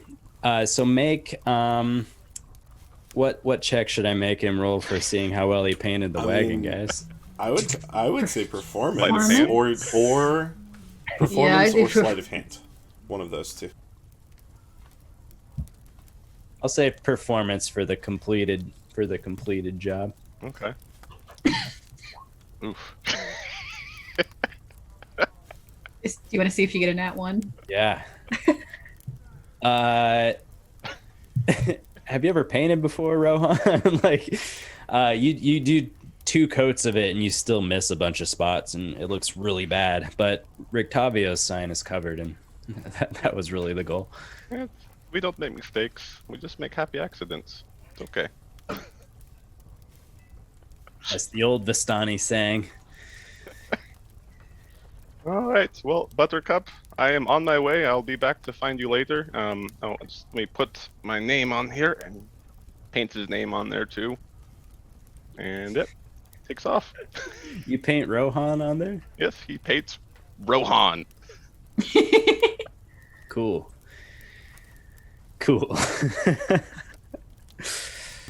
So, Rohan departs after painting his wagon. What are you guys doing in the meanwhile in this first little bit of party split? I think Alex is sitting in front of the fire. Oh, whoa. Juniper is sitting in front of the fire. Just kind of, I don't know, messing with her cloak, trying to sew up any holes or anything that may have happened. And then she keeps glancing at Manafaa. She's got a feeling he's hiding something or like isn't saying something. If there's a moment where Ghost walks away, then there's a question that I have for Juniper. Hey, how about we check out that toy maker? You go ahead. We'll follow. Okay. Can you hand me that doll?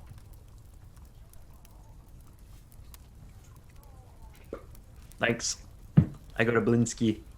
Okay. Blinsky. Ghost departs the Blue Water Inn, leaving Manafaa and Juniper alone. Juniper, We'll start with you guys. what are you so terrified of? Juniper just kind of looks. What are you referring, darling? You just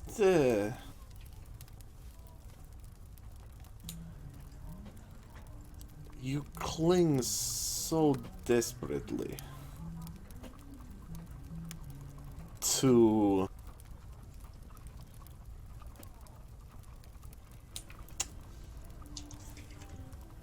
this flesh, this life. The only people who squeeze that hard for something are scared.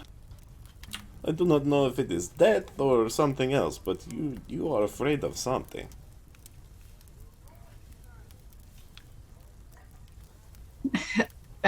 Is there anyone in the tavern at the moment? Or at Vasily and Irina are there and not paying any attention, really, just chatting with each other. And Irina's laughing a lot. And Danica is doing her thing, as usual. And the 2 kids, Brom and Bray, are making a ruckus and running all over in and out of the tavern. And There's a lot to be terrified of in this life, Manafaa. You'll have to be. I'm still confused as to what specifically you're asking me, and also where you got that impression. You're speaking in cleric terms. You need to speak like a sorcerer. That I cannot do. If you do not have an answer, that is fine. I will ask again later. But think about it. Well, I can give you one answer because I actually like you. I think the thing I'm the scared of the most is losing myself.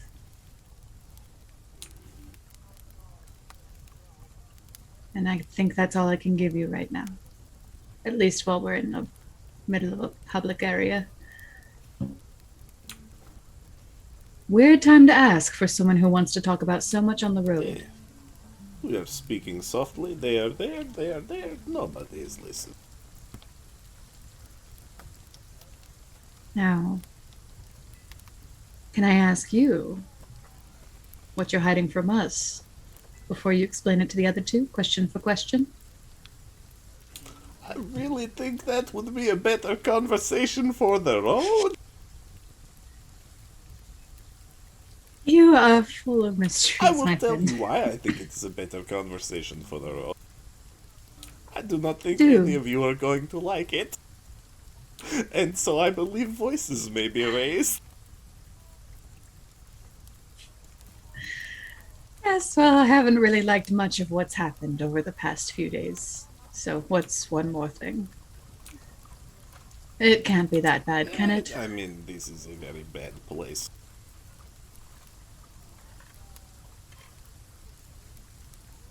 Right, well, you want to help me sew my cloak up? Do you know how to hold a needle What and skill thread? would that be? Dexterity? Survival? What are we hoping to discern? What, I just- what skill would you use to, like, sew up a cloak? Oh yeah, dexterity check. Sleight of hand, probably. Do you want me to teach you how to sew? You can tell from looking at Manafaa's clothing that he has used the needle and thread before, just not particularly well. All right. Like the half-inch thick cord Right. in giant holes. Like no aesthetic whatsoever, just solely it's survival. Pure function. All right, we need to have a bonding activity or else I'm going to lose it. Come sit down here with me, darling. I'm going to teach you how to do this nicely. Alright, I will sit. And I teach him how to sew up holes in a cloak. It's cute. It is very cute. We'll come back to that. Cliffhanger, I know. Ghost, you walk for a few minutes down the road towards the burgomaster's former residence, which you can see from afar is burnt down and not standing any longer. As well as other buildings have been damaged by this fire, but in particular, the one that you have sought out today is standing just fine. And it looks to be a pretty cramped shop that has a dark entrance, above which hangs a wooden sign that's shaped like a rocking horse. There are the letter B is engraved in both sides of this wooden sign. Flanking the entrance are two arched lead-framed windows. Through the dirty glass, you see jumbled displays of toys and hanging placards bearing the slogan, "Is no fun, is no Blinsky."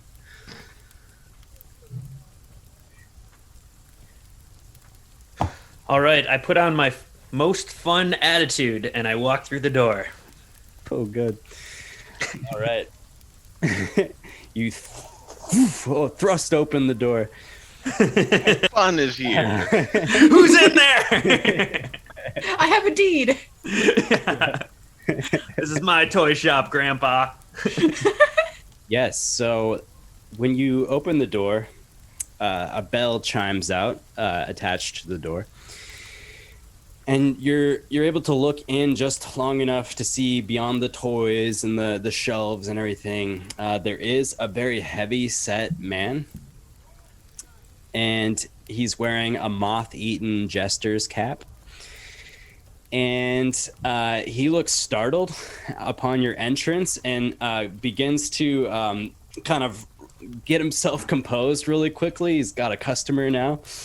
And he says to you, "Welcome, friends, to the House of Blinsky, where happiness and smiles can be bought at bargain prices. Perhaps you know a little child in need of joy, a little toy for girl or boy." Damn, I wanted to go to Blitzky's. Yeah, I kind of. Well, Why am I sewing? I know of many children in need of toys, but I want to know about one toy in particular. Is this yours, sir? And I hold up the doll. When you hold up the doll, Ghost, he peers at it for only a moment and then looks to the left, and you see that there's a stack of these dolls, pretty much identical. Yes. I see. Ghost looks over. Yes. Well, you're bringing joy, I see, through these dolls to the town. You sold one of these dolls not too long ago to a man named... I'm not bringing much joy. You're not. Why not, sir? You don't need happiness. What? We don't need happiness? You don't need happiness. He goes and sits behind his desk and starts sobbing into his hands. Sir, I have many decent qualities, but I certainly have no happiness to spare. Nobody does in this stupid town. Isn't that what you're trying to do, is create happiness? Yes, I try, but my only customer hasn't shown up in days now, and the festivals, the burgomaster is no more. He gave Blinsky toys to make the festival decorations, and your only customer was this man named Isaac. Yes. And what would he do with his purchases? He didn't pay me. He just threatened me. He threatened you. He said, "Make these toys or I get hurt." Do you have any idea what he would do with these toys? No. So he asked you to make this specific type of toy? Yes. And that's it? Yes, he described toy to Blinsky, and it gets better each time. They look good. They look happy. Doesn't the toy, this is to the DM, doesn't it look like Irina? Yeah. You can see though, as you look at the other toys there, what additions might have been the earlier ones versus the most the latest ones, because they just seem to get better and more honed in over time. And when this man described this toy that you should make, was he seeming to recite it from his memory, or do you know this might be a real person that you are making toys of? Can you think of any purpose that would have?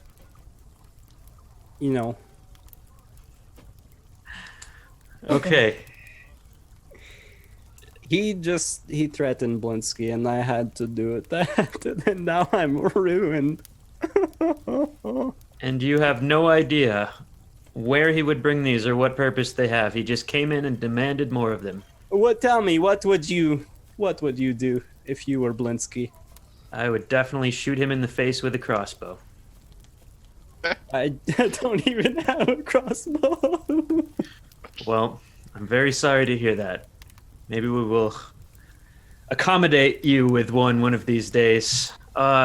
Is there anything you're particularly proud of in this shop? And I kind of scan around and look.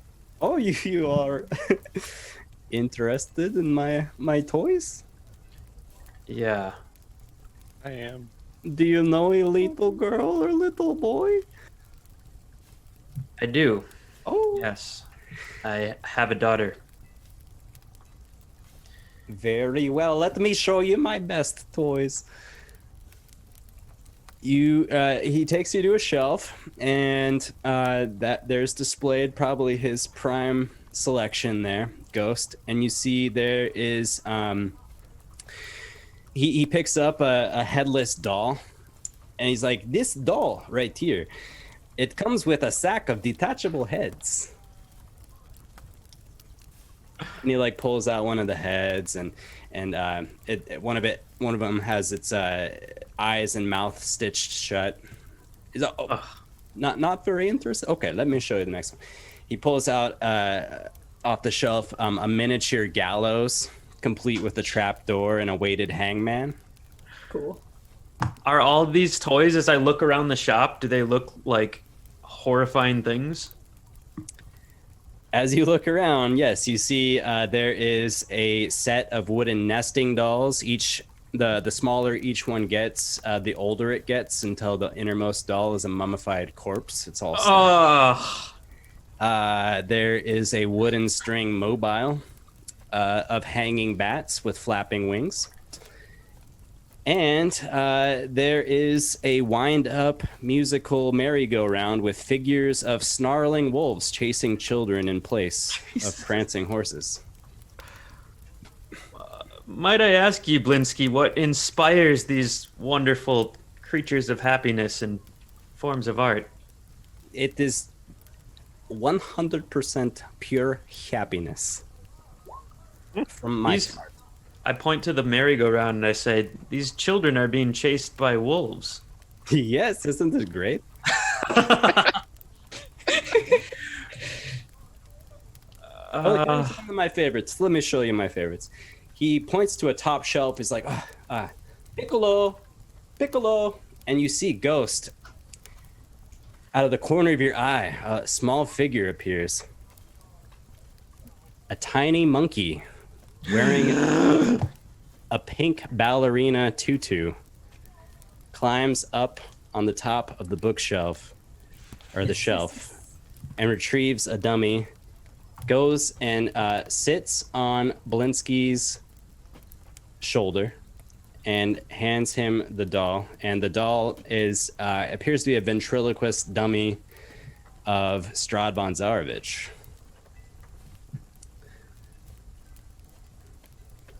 Interesting toy. What does it have any properties, or is it simply a fine ventriloquist doll? You decide for yourself. Sometimes, and it took Blinsky many years to find this, but sometimes the magic exists right here. How much for this toy, Blinsky? I feel like it will bring our group great happiness.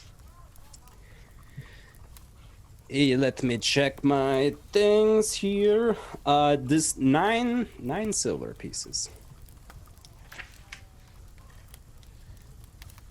I will take that. Thank you. You're welcome. How much for a bunch of those little Irina dolls? Oh, sorry, not Irina. Those little auburn-haired dolls. I'm sorry, but those are not for sale. Oh. They are for special order. Can we order some? Do you want me to make the same doll? Yeah.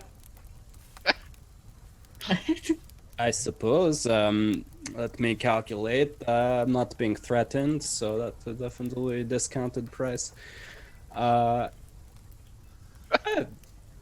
3 silver pieces. I can make new one. Okay. And you are can you make them in any person, or just this particular person? If you describe, Blinsky can do. Okay. Well, maybe I'll come back with that. All right. Well, do you mind? This is a very, very amazing shop here. I think we might come back, and I might tell the rest of my friends about this place. Oh, please do. Yes. All right. That Well, brings me so much happiness. I'll have to introduce you to you and to Piccolo here. Okay, I'll see you again. I'll make your doll. Yes, he seems so like total 180 since from the moment that you entered his shop. His attitude has improved. Okay, I walk out the door normally, and then I sprint like back to the blue water and like excitedly jump in when I get there. Fling the door open again. Okay, sounds good. Yeah, we'll go to that. It takes Rohan a while to travel down the trail. Boof. And Guys, what is guys, Oh! guys, come on. Something. Come with me. And I turn and I go again. I guess we'll learn the cross stitch later. Come on, guys. Come on, guys. Right now. Right now. And I go back out. I get up and make sure to leave payment for breakfast and I as follow well. Ghost. All right. I put my clothes back on. As soon as they get out, I like pull both of them in. I said, guys, I went to the toy maker. He's very strange, and he has a monkey. Man with the monkey. That is sounds Yes. familiar. Man with a monkey. He has a monkey. He's the artificer in the tarot reading. Exactly, Oh, Juniper. that's right. I forgot about that. What does that even mean? What do we need him for? What did you do anyway? I explained what happened. Why did you order more dolls that look like Arena? That's weird. Well, when he said he didn't want to make them and it was special order only, I wanted to just pry that a little bit and see why he wouldn't sell me those dolls. Why he would make more. I feel like there's something hidden why he won't part with those Well, crappy it's dolls. Probably because a big man came and said, "You make these for me, or I break all your bones." Well, he's dead now. It could be any reason. I don't know. I was just chasing a lead. Well, I don't think the toy maker knows that he's dead, and he's still very fearful for his life. Could be. Anyway, I don't know what to What did they say about the man with the what to monkey do. again? Look for an I pull up my notes. Look for an entertaining man with a monkey. This man is more than he seems. Could be good, could be Perhaps. bad.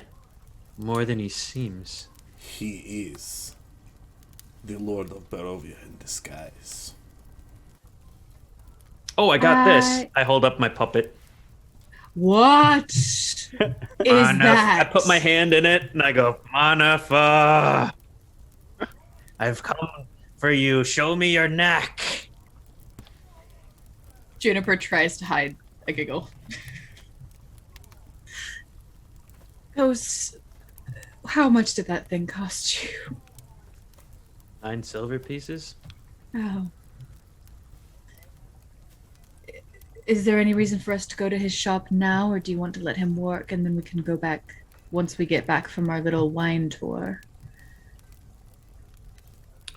We can go back later. I feel like that was something of significance. It's the first real solid clue we've got, if that woman was speaking any truth at all.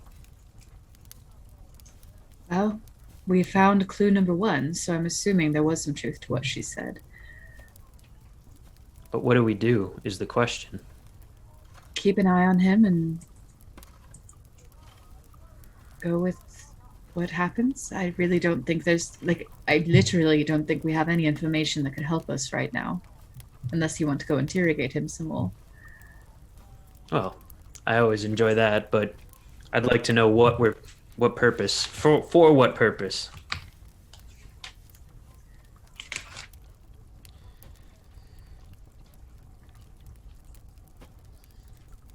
You want to go ahead. Sorry to interrupt. I think out of the three of you, at least one of you would recall like the exact words that were spoken during the tarot reading for when that card was drawn too. Oh, I have it. An ally. An ally in the battle against darkness. Yep. Looked it up too. Just looked up in my actual notebook. All right. Is that what you're gonna say, Brad? Yeah. Yep. Exactly. So he's an ally, and strange So in the battle against Strahd. treat him nicely, I suppose. I think I'm sure he does. He had all sorts of horrifying toys. well, my daughter's a little weird, so I wouldn't mind getting her a few odds and ends. But maybe we should go back with Rohan later. Involve him in this.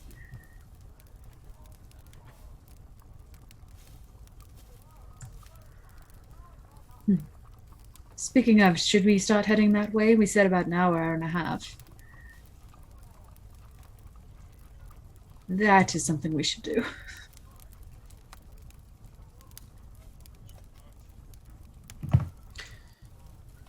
All right, I think we head out. Yes. Okay. You guys head out with your horses, heading out the western gates, correct? Yep. Correct. Beautiful.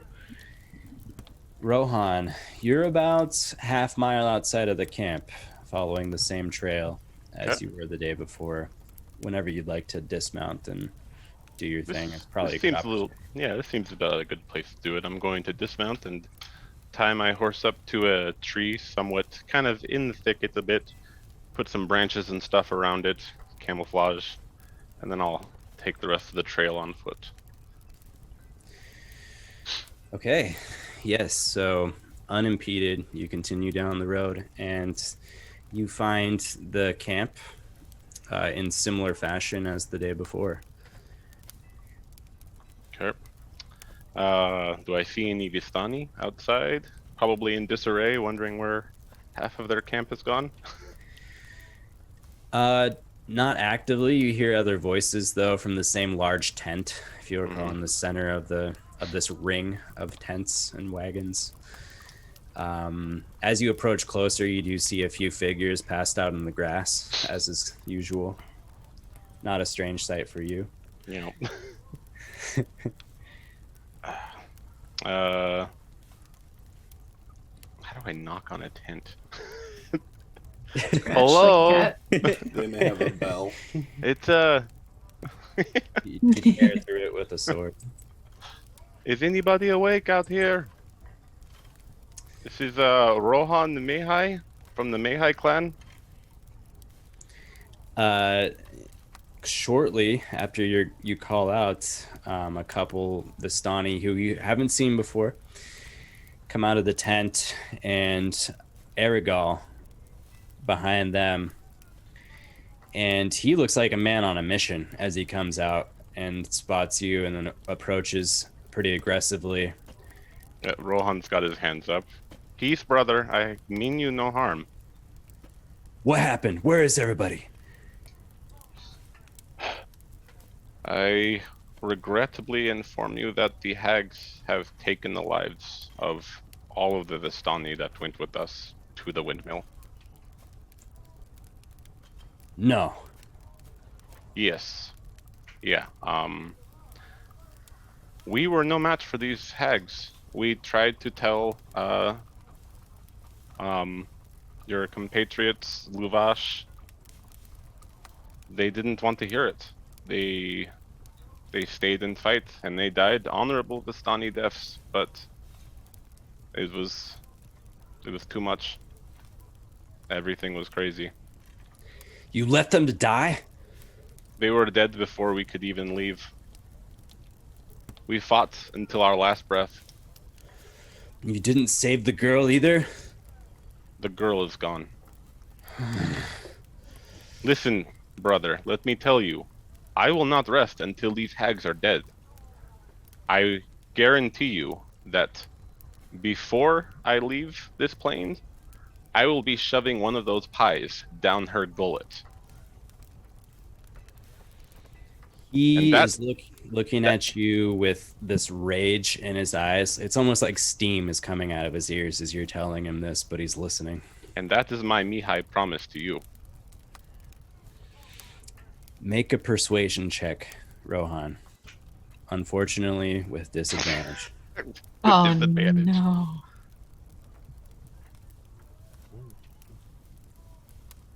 Oh.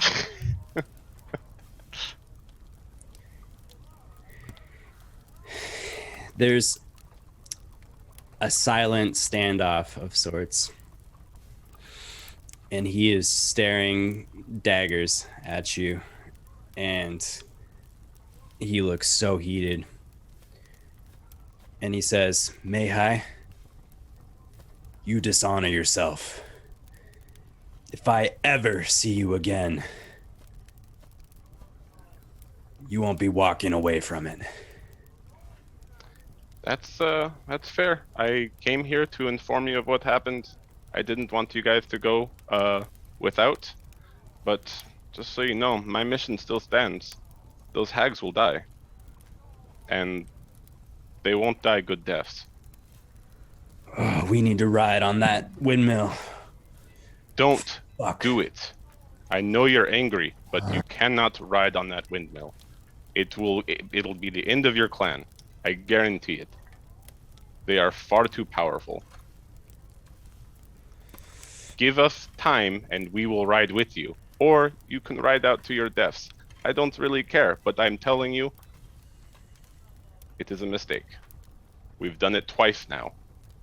Each time, we died. We failed. We tried to get vengeance on our lost Vistani comrades. Couldn't do it. Now, Tell you what, Mihai.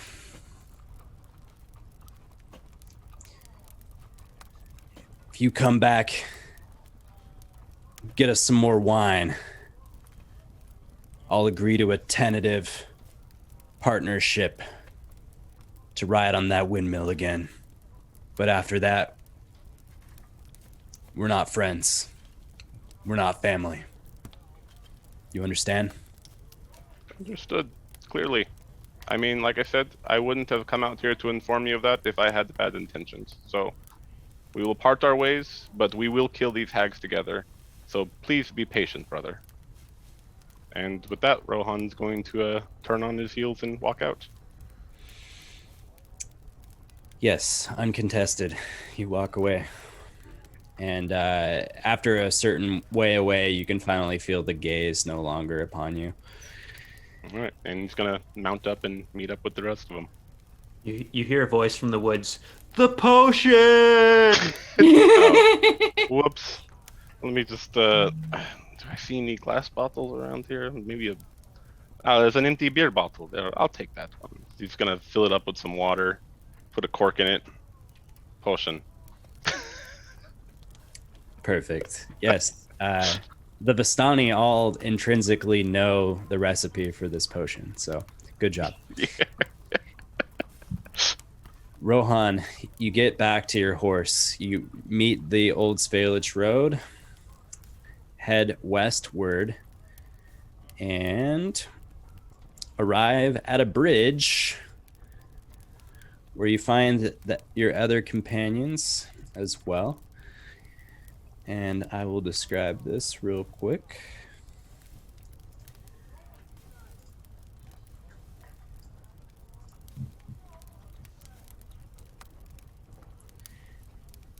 You guys see Rohan approaching. When he gets there and you guys take account of your surroundings, you see that the road comes to an X intersection at this stage. There are branches to the northwest, the northeast, southwest, and the southeast. The lower half of a snapped wooden signpost thrusts upward at an angle near the eastern elbow of the intersection.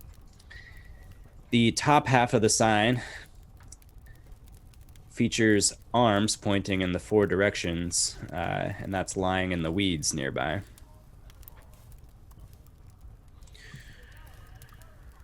I will reveal some of your map here. Ooh.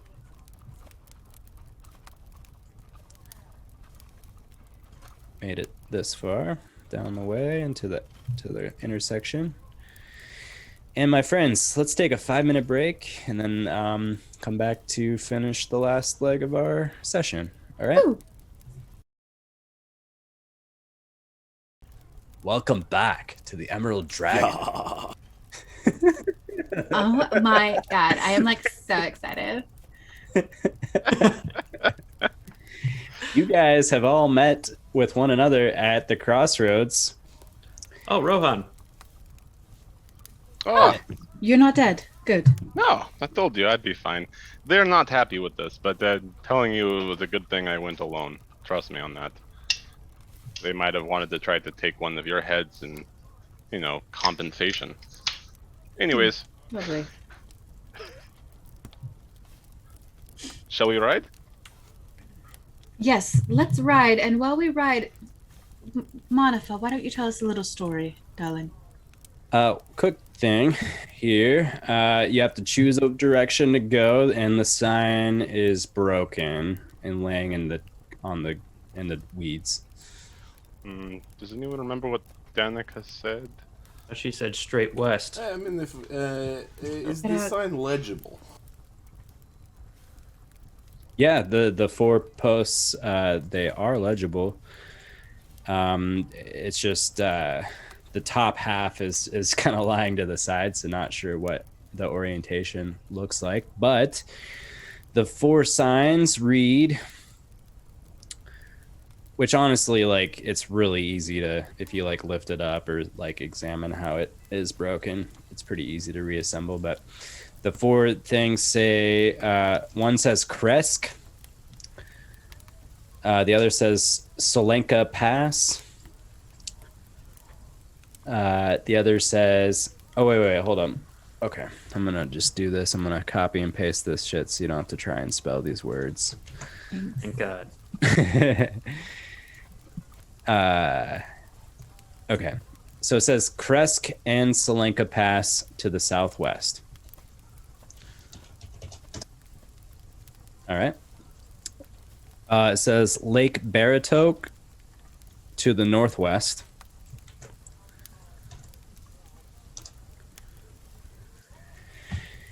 Valaki and Ravenloft to the northeast.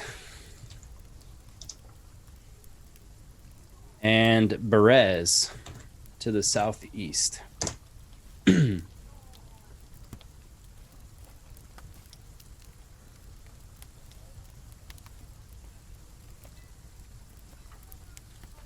we remember the directions when we were talking? Can one of our characters remember? If there was anything more specific? All I got was head out east gates and follow sign. I have east too. Why are we west? Oh, is it east? Yeah, that's what I got. Yeah, it's definitely. It probably was when we had the orientation all messed up for the town earlier when I was telling you guys about this. So, yes, to the west, guys. Sorry about that. That's okay. Nope. No further details were given. She said just head down the road west. It'll be a couple hours journey, and I think straight then. Feel like that's southwest, maybe Lake Baratok. Yeah, I believe they said the winery was along a lake, didn't they? That's where I'd put a winery. Yeah. I do not remember. I can recheck that for you guys. But they did say head like due west or just follow the road basically. So I think you would assume that it's straight. Let's put it that way. Okay. Yeah. Straight ahead. Cool. So So you this guys head out direction. straight down the road once more. And it's a lot of the same. The Svalich woods are everywhere. This is going to be about a 3 hours journey on horse at a normal pace.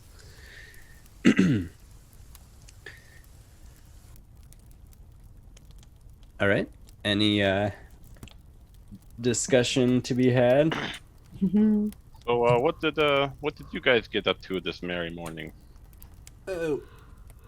Rohan, I found the toy maker and the monkey. Yes, the toy maker apparently is a man with a monkey. Oh, how fun! What's the monkey's name? Piccolo. Pinocchio. I would have named it Dream Whip or something like that, but that's fine. What would you name it? Dream Whip, you know. I thought you would name it like Muffin. Yeah. Or croissant. Whipping cream is a dessert too.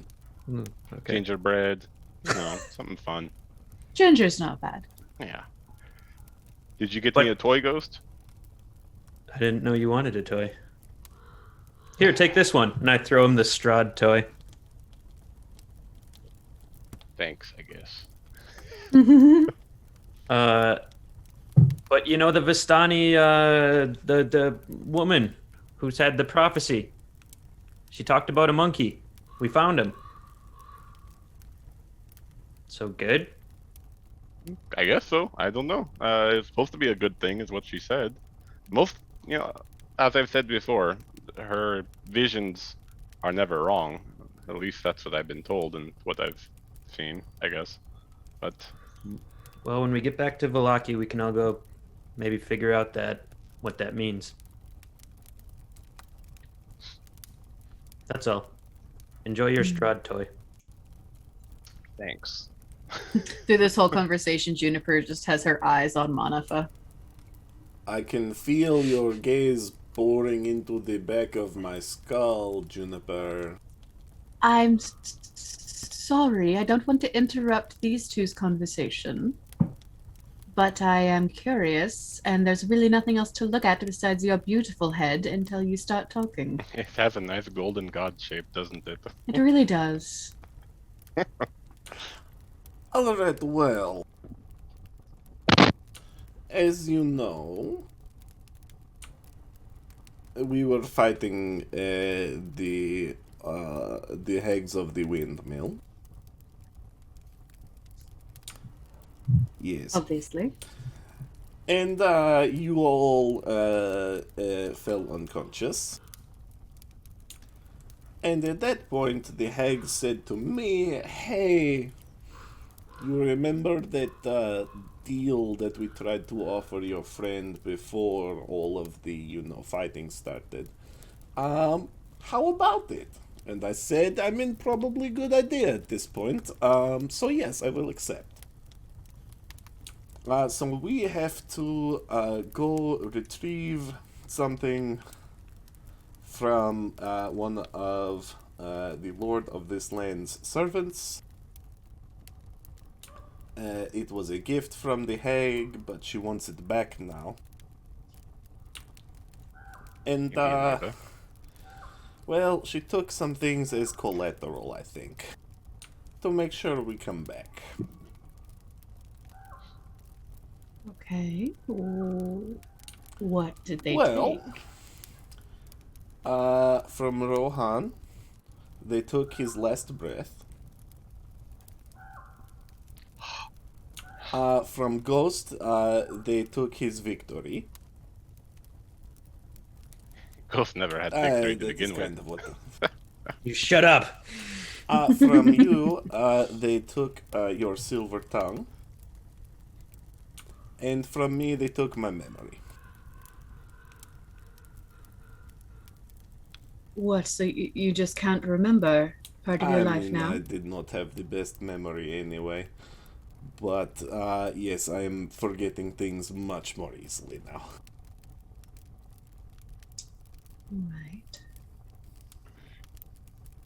Silver tongue. Victory. Well, what I does will that be mean? honest, I did not ask for more details. I just said, yes, take that from them, that from them, that from them, this from me, and hopefully don't kill us all, please.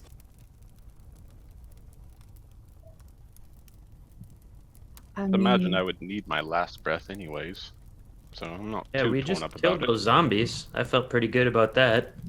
I mean, I don't I feel a little odd, but no less charming than normal. What did they... Yes, Rohan. No, it's nothing. You're very charming. Yeah, you seem charming. I glare at everybody. Well, I guess it can't be that bad if we don't notice it. Can it? Sure, we'll go with that.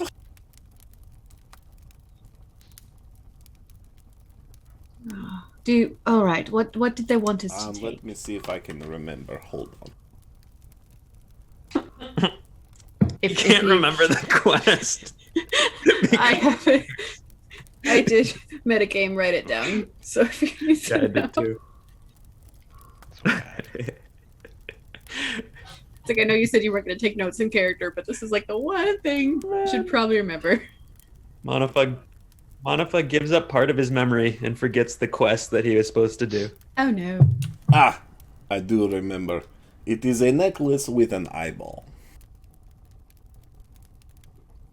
Right, and she said from a servant of Yes, that is Strahd? So can it... Where is this? Where do we need to go? Well, if it is a servant of Strahd, I would assume we have to go to the nice castle that he has. So we have to do a task that is incredibly dangerous into the castle of the man who potentially might be trying to kill all of us, to bring these 3 hags that we want to kill something valuable and then just walk away. Well, I believe that they are going to give back the things that they took from us.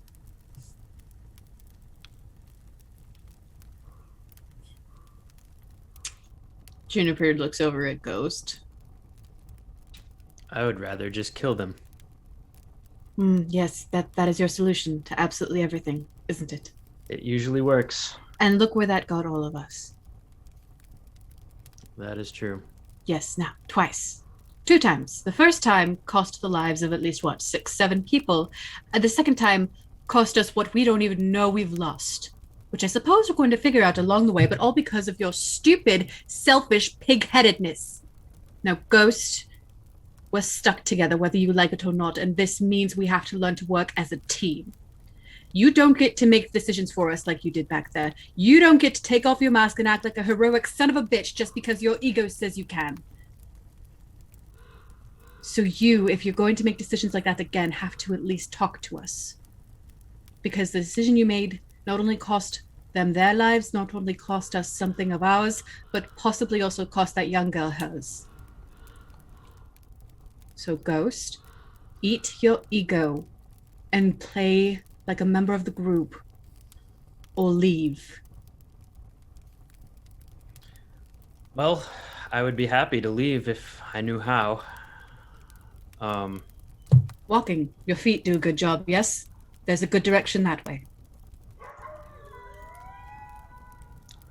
Well, if you really feel that way, I've gotten along on my own. I thought we all agreed to go attack the windmill. We did all agree, yes. That we had a shot. That we wanted to save that child. Yes, we very well could have if you hadn't have flown off the handle. They were about to offer us an out. Well, apparently it was the same out that we already got. We don't know that for sure, Ghost. It You would can't make probably assumptions. been that same out, but we would have had saved the child in the same time. Would you have made that trade? Yes. To save that young girl's life.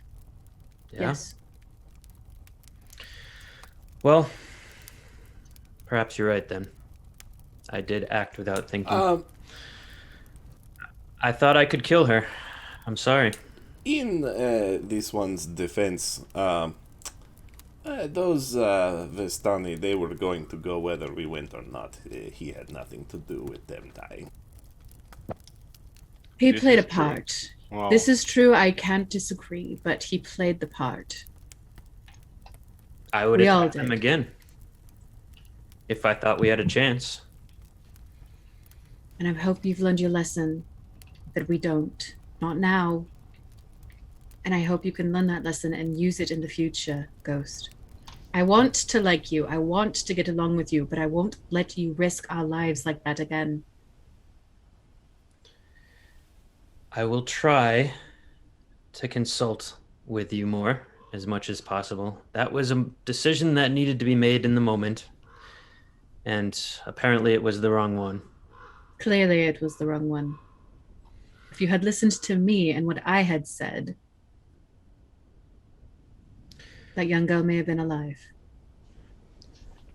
Well, Maybe. I took a risk. The wrong one. Sometimes that's what it takes. Great things are only achieved by taking great risks, and sometimes you just gotta go with your gut. But this one didn't work out, I admit. I apologize. But I don't know what lesson you're talking about, because clearly you don't know me at all. I've What known you lesson for a is few that? days. The lesson being, listen to the group. I don't know what it was like with the Flaming Fists, but here with us, we're all one unit. We're not all individuals when it comes to decisions like that.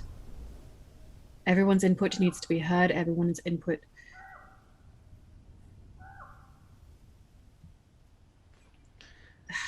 You can't just lead the group willy-nilly.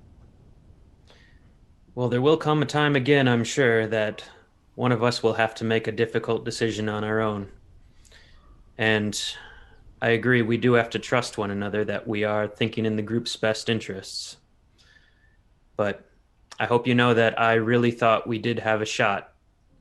And I underestimated my risk and capabilities, and I was wrong. But I didn't try to put our group in danger, just recklessly. I made a calculated risk. And in the future, if you make a calculated risk that gets us into trouble, I respect that.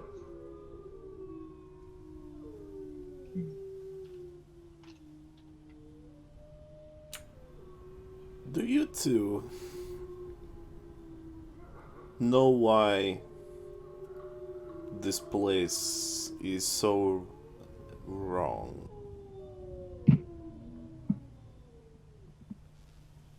I mean, I feel like that's a very broad question and you're looking for a very specific answer. So, no. Not to disrupt our wonderful conversation that we're having, but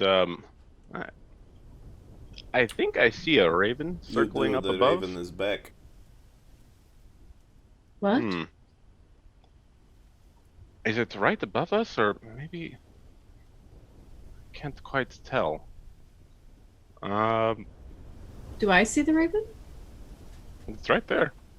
Yeah, as you guys points look at it. up, you see a little. It's very high altitude to where it's not very large in the sky, but every so often it flies above you guys and then kind of above into the trees, and you kind of lose sight of it, and then it'll come back. Just wanted to point it out. Let's go ahead and keep our eyes on that just in case. I'm curious if maybe it's circling something that we don't see yet, but we probably should keep on the road. Very well. We good, Juniper? For now? For now, Ghost, we are. Yes. Right. Oh, not to let you guys end the conversation too soon, though. I since we're talking about it and everyone's getting their feathers all ruffled, I would like to add that we probably should start thinking about tactics, maybe, and our combat situations. You know, Juniper, you're an excellent runner, but sometimes running isn't going to always help us in the fight. You know, it's no offense to you, no offense to Ghost for being rash, but we need to figure out some way to come together cohesively as a fighting unit. I agree. I do apologize for the running. It's okay. There were situations I didn't think we needed to be in, so I left. I understand. And for you leaving, you actually have saved our lives a few times doing that. But, it's give and take. Did you That is run on true. all fours? Sometimes, when I need to go very, You're very fast. fast, Yes, I saw. I do. Yes, when I use my feline agility, I do get on though.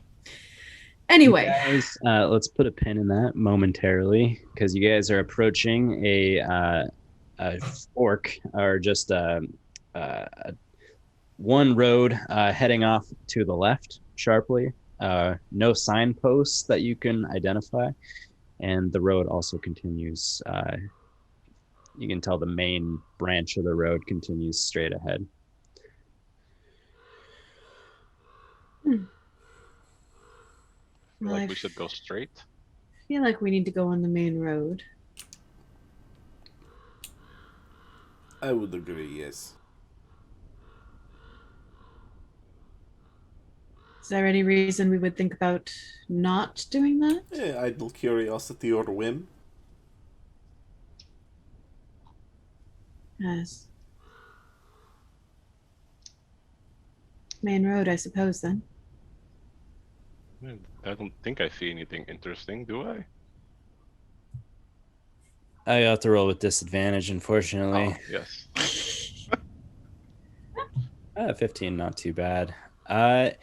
It's kind of hard to see. The trees are very tall. However, as you guys carry on forward down the road, you kind of look back, and it's just like one angle in particular. You can see rising high above. There seems to be like a building of some sort of structure perched high on top of a hill that you can see from this angle. But very quickly, another tree gets in the way, and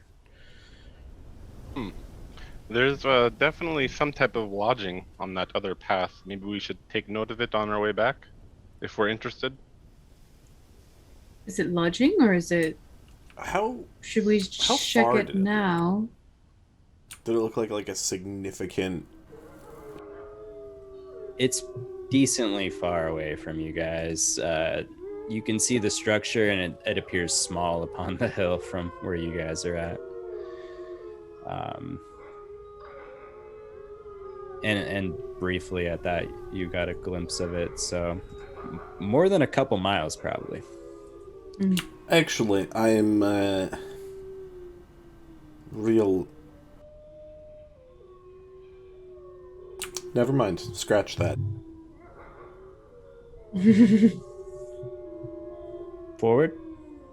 Forward. Forward. You guys continue forward. Please carry on. Can I? Do I know what wolfsbane looks like? Can I look for it? Make a nature check.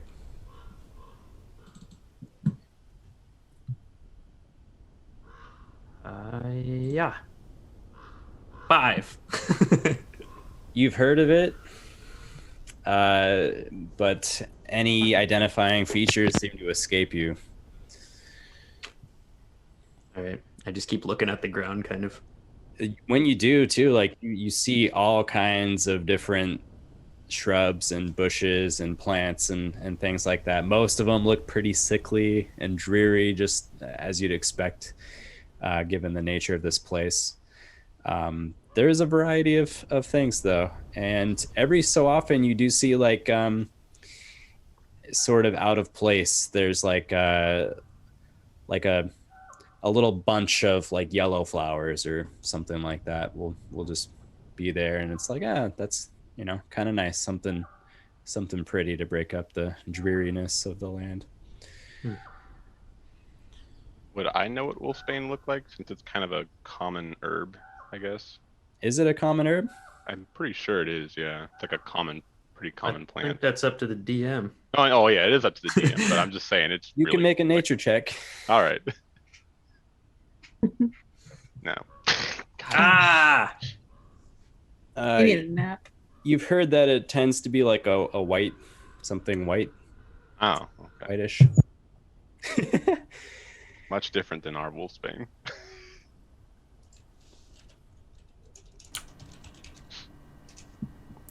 So, Or purple, I guess, would be a better description. Any degree of research onto this. Purple, yes. Look for something purple, Ghost. There you go. As you see me look in, I pick the yellow flowers. I'm like studying it. Is this a wolfbane? It's like Purple. literally a dandelion. Oh, check the flower. Real fast before Manafaa goes, I do want to pick a few flowers and start making a little daisy chain, like I would with my daughter back home. Sure. You can do that. Juniper. Did your daughter like flowers? She did, yes. Does. She does. Yes. She likes many things. Odd things. Flowers and violence. She's a strange young thing. Did you say violets or violence? Violence. We have a we have a stadium back home where the gladiators like to fight, and she's a fan. A little more rambunctious than I was at her age. How old is she? 5-ish. And she likes watching gladiator games? Rambunctious. Respect. Wow. I'm impressed. Well, when we get back, Ghost, maybe you should teach her how to do some gladiator fighting. You know, actually, that would be nice. I don't know how to do that. I've taught her to throw a dagger, but she would like to learn how to use a rapier or a greatsword, and neither me nor my wife have that area of expertise. Well, you see Ghost kind of look down at the ground sadly, but then look back up and say, well, if ever we get back, and if ever I'm in Schult, I would love to teach your daughter, and you and whoever else would like to learn how to use whatever weapon they would like to gain some experience with, longsword, greatsword, whatever. Sounds like a nice vacation. It's very sweet. I'll stick with my daggers, thank you, but my daughter will definitely be interested. And I kind of toss Ghost the flower crown that I made. Consider it a peace offering. I hope you see your daughter again. As you as well. Maybe. Was that in the game or was that in real life? That was in the game. Okay, sorry, my window's open and I was like, whoa. Sorry. Roll time. Nothing stands out, Rohan. Seems like the Raven's still hanging around a little bit. So he's definitely following us. I think it would be reasonably safe to make that assumption. Okay. You guys were discussing tactics and things. You want to pick that up another time, or you still got a ways of travel? So. Oh.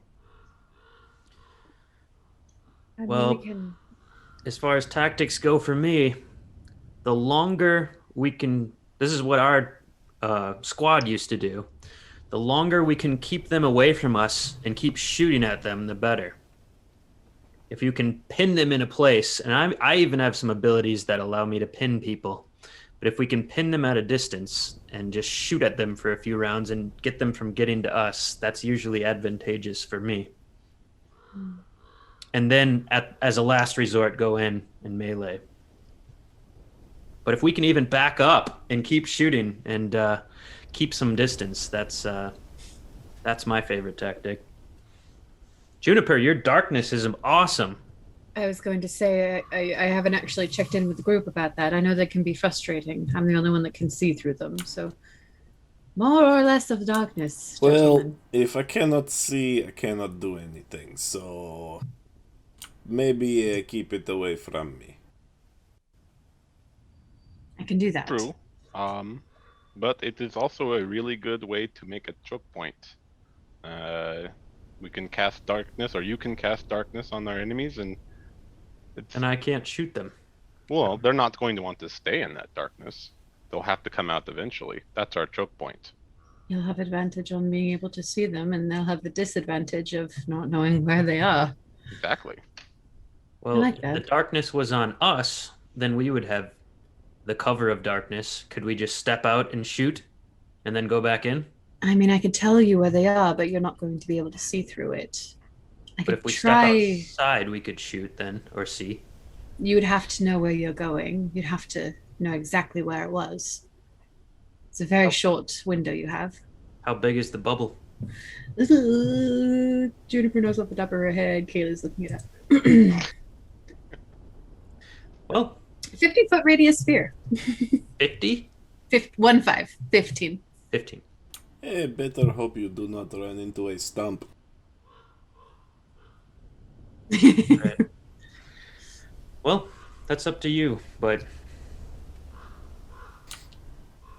I would say it wouldn't be helpful to cast it on them. It would be cover for them, based on what I just said. Well, I can tell you where they are. Sorry. No, just Go ahead. one other thing to remember. If you all are in the darkness and I am not, I cannot cast anything on you either. Everything that I do, from help to harm, all requires sight. Even your spectral weapon? Even your touch? I believe I have one that is touch, but that would be difficult to even see who was injured and needed it, if I cannot see. And I can only direct so much before it gets too much. It sounds to me We can... like this is... Maybe when you're off flanking, that's when you cast darkness on yourself. Seems like this is very powerful, but also potentially very dangerous. It is. It's a very wonderful last-minute cover if we're in trouble. I think it's interesting. I feel like I like the edge of the darkness. If you ever cast it on yourself, I might go with you. It's definitely a situational thing. But I don't mind handy. shooting in the darkness that much. Need to get you some goggles or something that can see through it, though I doubt those exist. Nice. Wink, wink. So I'm hearing I need to make maps that are 5 times bigger than the ones I've been. Yeah, absolutely. Okay. Also, if anyone has any abilities that increase aim, even a little bit, or advantage, would really help me out, because I can do even more damage if I have a good shot. Hey, may be able to pass along some blessings. I can illuminate something, but I don't think that's going to be of much help. Does anyone have any pinning abilities or sticking abilities for the enemies? Actually, I do. Have you recalled that spell I've been casting the past few times? Phantasmal Force. Yeah, that was awesome. Yes, it causes someone to have to remain in place so long as I choose them to do. And they're useless when they're stuck in it. I saw that. That was an amazing spell. I saw you cast it on 2 people. Yes, basically it gives them visions of whatever I tell it to do. Oh. It can be harmless or it can be very deadly. And but if we attack them, it doesn't interrupt the spell? Not at all. Well, that's awesome. It's a very handy little thing, yes. The only disadvantage is it requires me to concentrate. So I couldn't do that in darkness at the same time, but I could do others.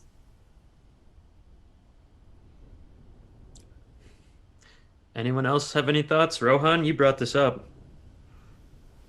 I just kill things. I don't everything's, like I can heal you there, or maybe figure out some weaknesses, but I'm very offensive. As I get stronger, I'll look into more tactical spells. See what I can do. I feel like that darkness is helpful off the battlefield too. Oh, substantially. Right. Running away from a pack of wolves, thrusting them into a darkness. Where are they going? They don't know. And I guess, Manafaa, did I hear you correctly? Does your spectral or spirit weapon or whatever, do you have to be able to see for that to work? Or is it kind of have some autonomy? It is not autonomous. I have to go... That one. Hit it. How very eloquent. Words are not something I am good at. You do a fine job, darling. I make my way.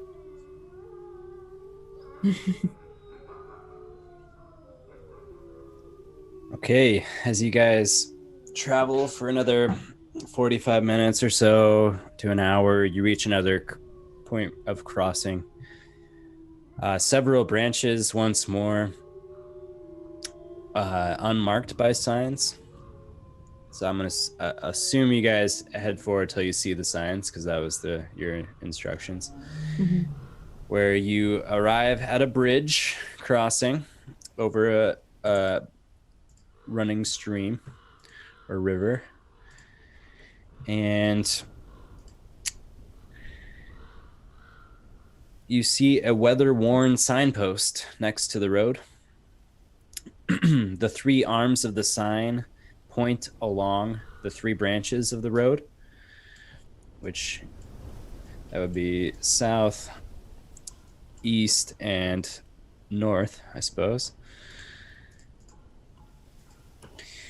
The arm pointing north reads Kresk.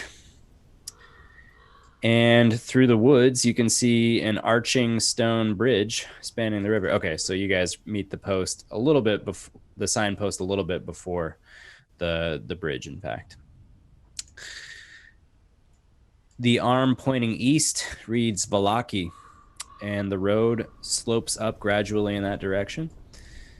And the arm pointing southwest reads The Wizard of Wines, and the road slopes gently downward in that direction. Easiest one we've seen so far, I think. I appreciate this sign. Oh. It's a good sign. The little things in life, especially in Barovia. So you're heading north. Yes, sir. No, we're heading... Juniper. No, let's go back. I want to talk to the toy maker. Read the signs. We're tongue. We head towards the Wizard of Wines. Beautiful. Yes, please. Beautiful. So this branch of the road takes you another half hour, again, 45 minutes, whatever, the last leg of your journey. And do you guys want to talk anymore during that time, or just speed forward? I have one question. Okay. I look over at Manafaa and I was like, Manafaa, I just recalled a few hours ago you asked us what the worst part of this place was. We never got the answer, and it's been bugging me. I'm curious now. What did you mean? I have come to realize something about this place.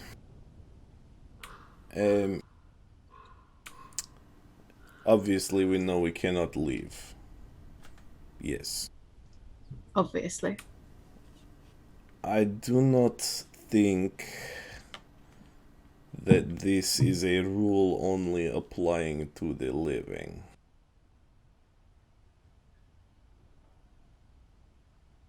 What do you mean?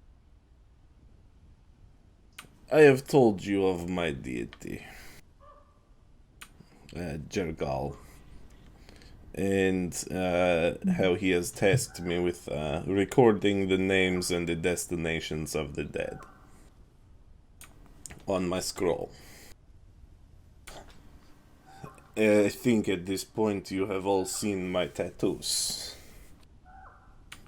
Mm-hmm. Those tattoos are the names that I have inscribed upon this scroll.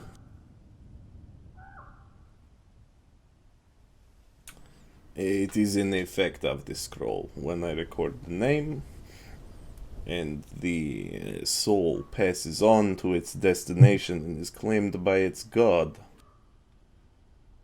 the tattoo appears. That has not happened since I came here.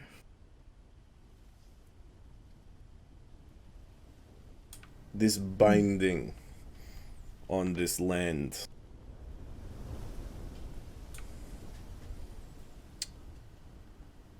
Even death does not let you leave.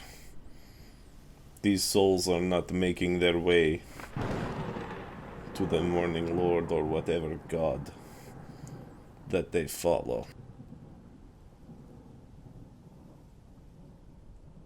Do you have a theory as to where they're going? I do not know. I assume they remain within Barovia. Maybe they wander as specters, maybe they are born into new bodies. Either way, they do not leave. There is no escaping this place. And that is wrong. This place makes a mockery of the gods.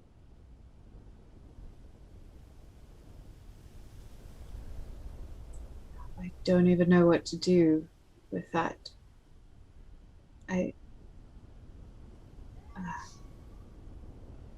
Honestly, I bring it up because of your concerns about the child. If people are reborn, this death will mean nothing. She is just coming back. But if they're not, then that child's soul is gone. Not gone. It cannot leave. Where would it go? Limbo. It's stuck somewhere. Wandering somewhere. Even those... If it might, I doubt it will illuminate anything, but Vistani had a bit of a saying that the ravens carry lost souls. Don't kill them. It's bad luck, but that's the old Vistani saying. So, do we like ravens or do we not? Because that one that's been following us, enemy or friend? I'm confused. It's bad luck to kill them, but I couldn't tell you if it's an enemy or a friend. It's just that we believe that it carries lost souls around. To where? I don't know. Looks like nowhere, actually, for watching this bird. I think that this bird is not our enemy. I just have a feeling.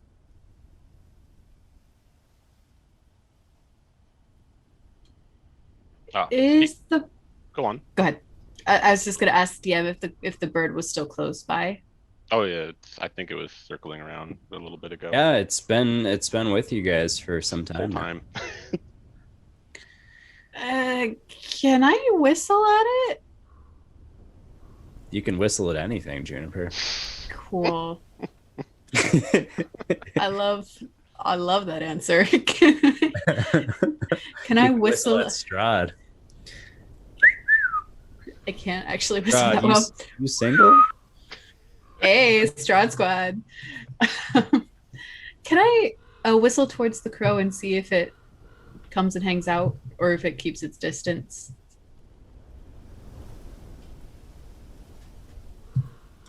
Make a persuasion check. With disadvantage? Yep. Piece of whistling. The dog's freaking out. Disadvantage because of your silver tongue in addition to the example. Oh my god! She's back! Couple ones. Tell me how terrible I do. Juniper, you tell me how terrible you do. I don't even know what this looks like. I think I can't whistle. I think I try and I just blow raspberries. What are you doing? I'm trying to whistle. You're We never had to spitting learn how everywhere. to It's all do over this. your chin. You look gross. I'm sorry. Oh, is that a cat Juniper, thing? like- yeah, she like coughs up a hairball a little bit. Like it's more like a. Yeah, tell us I when you're gonna do that. I'm gonna be definitely throw up a hairball. Like I get on all fours and just. Sorry, Tabaxi thing. I don't think the girl wants to come say hi.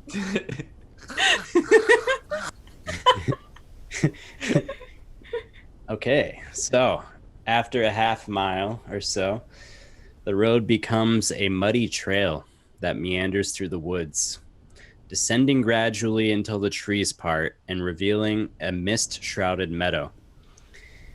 The trail splits. One branch heads to the west into the valley, and the other leads south into the dark woods. A wooden signpost at the intersection points west and reads Vineyard. Then that is the way we go. Wine time, baby. Wonderful. You guys head westward on the trail. When a light drizzle begins to fall,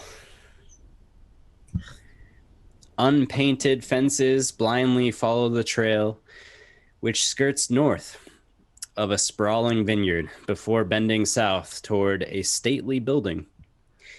The fog takes on ghostly forms as it swirls between the neatly tended rows of grapevines. Here and there, you see rope-handled half barrels used for hauling grapes. North of the trail is a large stand of trees, and you guys all see a man wearing a dark cloak and a cowl, standing at the edge of the trees, beckoning you. And that is where we'll end tonight's session. Did you say he has a cowl? A dark cloak and cowl. C-O-W. I thought you had a cow. Cowl. Yeah. Oh, cowl. Yeah, cow. I was like, he has a cow. I heard cow as well. Him and his cow are like, come on over here. Yeah, that's creepy. We're not going over there. Yeah, it's a zombie cow. Watch. Ooh. All right. Does the zombie Well, cow produce zombie milk? Ew. It's probably that's pus. one we'll have to ponder for the next couple weeks until the next Curse of Strahd, everybody. We have Tomb of Annihilation coming up on Monday next week. Back to Omu we go. And before then, Kaylie, would you like to make your announcement, please? Yeah, so on Wednesday, I'm going to be hosting my very first one-shot for the Emerald Dragons. It's called Hot Boy Summer, where I'm taking the fellas in the group and we're going on a summer break adventure in the middle of winter. Hell yeah. Are you really calling it Hot Boys Summer? I am absolutely calling it Hot I'm Boy not coming anymore. No, you should. Why? Yeah. This is going to be a lot more fun. I'm going to watch. Well, with a title like that, we're sure to gain a lot of attention on the Twitch platform. So wear your bro tanks, guys. We'll see you on Wednesday. That'll be a lot of fun. Looking forward. I'll rename it if I have to. No, I love please it. don't. Hot I Boy love it Summer, too. That's dope, and I wish I would name all my shit Hot Boy Summer too. But alas, we'll try next time. Beautiful. But until then, folks, be safe out there. Catch you next time. Peace. Peace. Bye.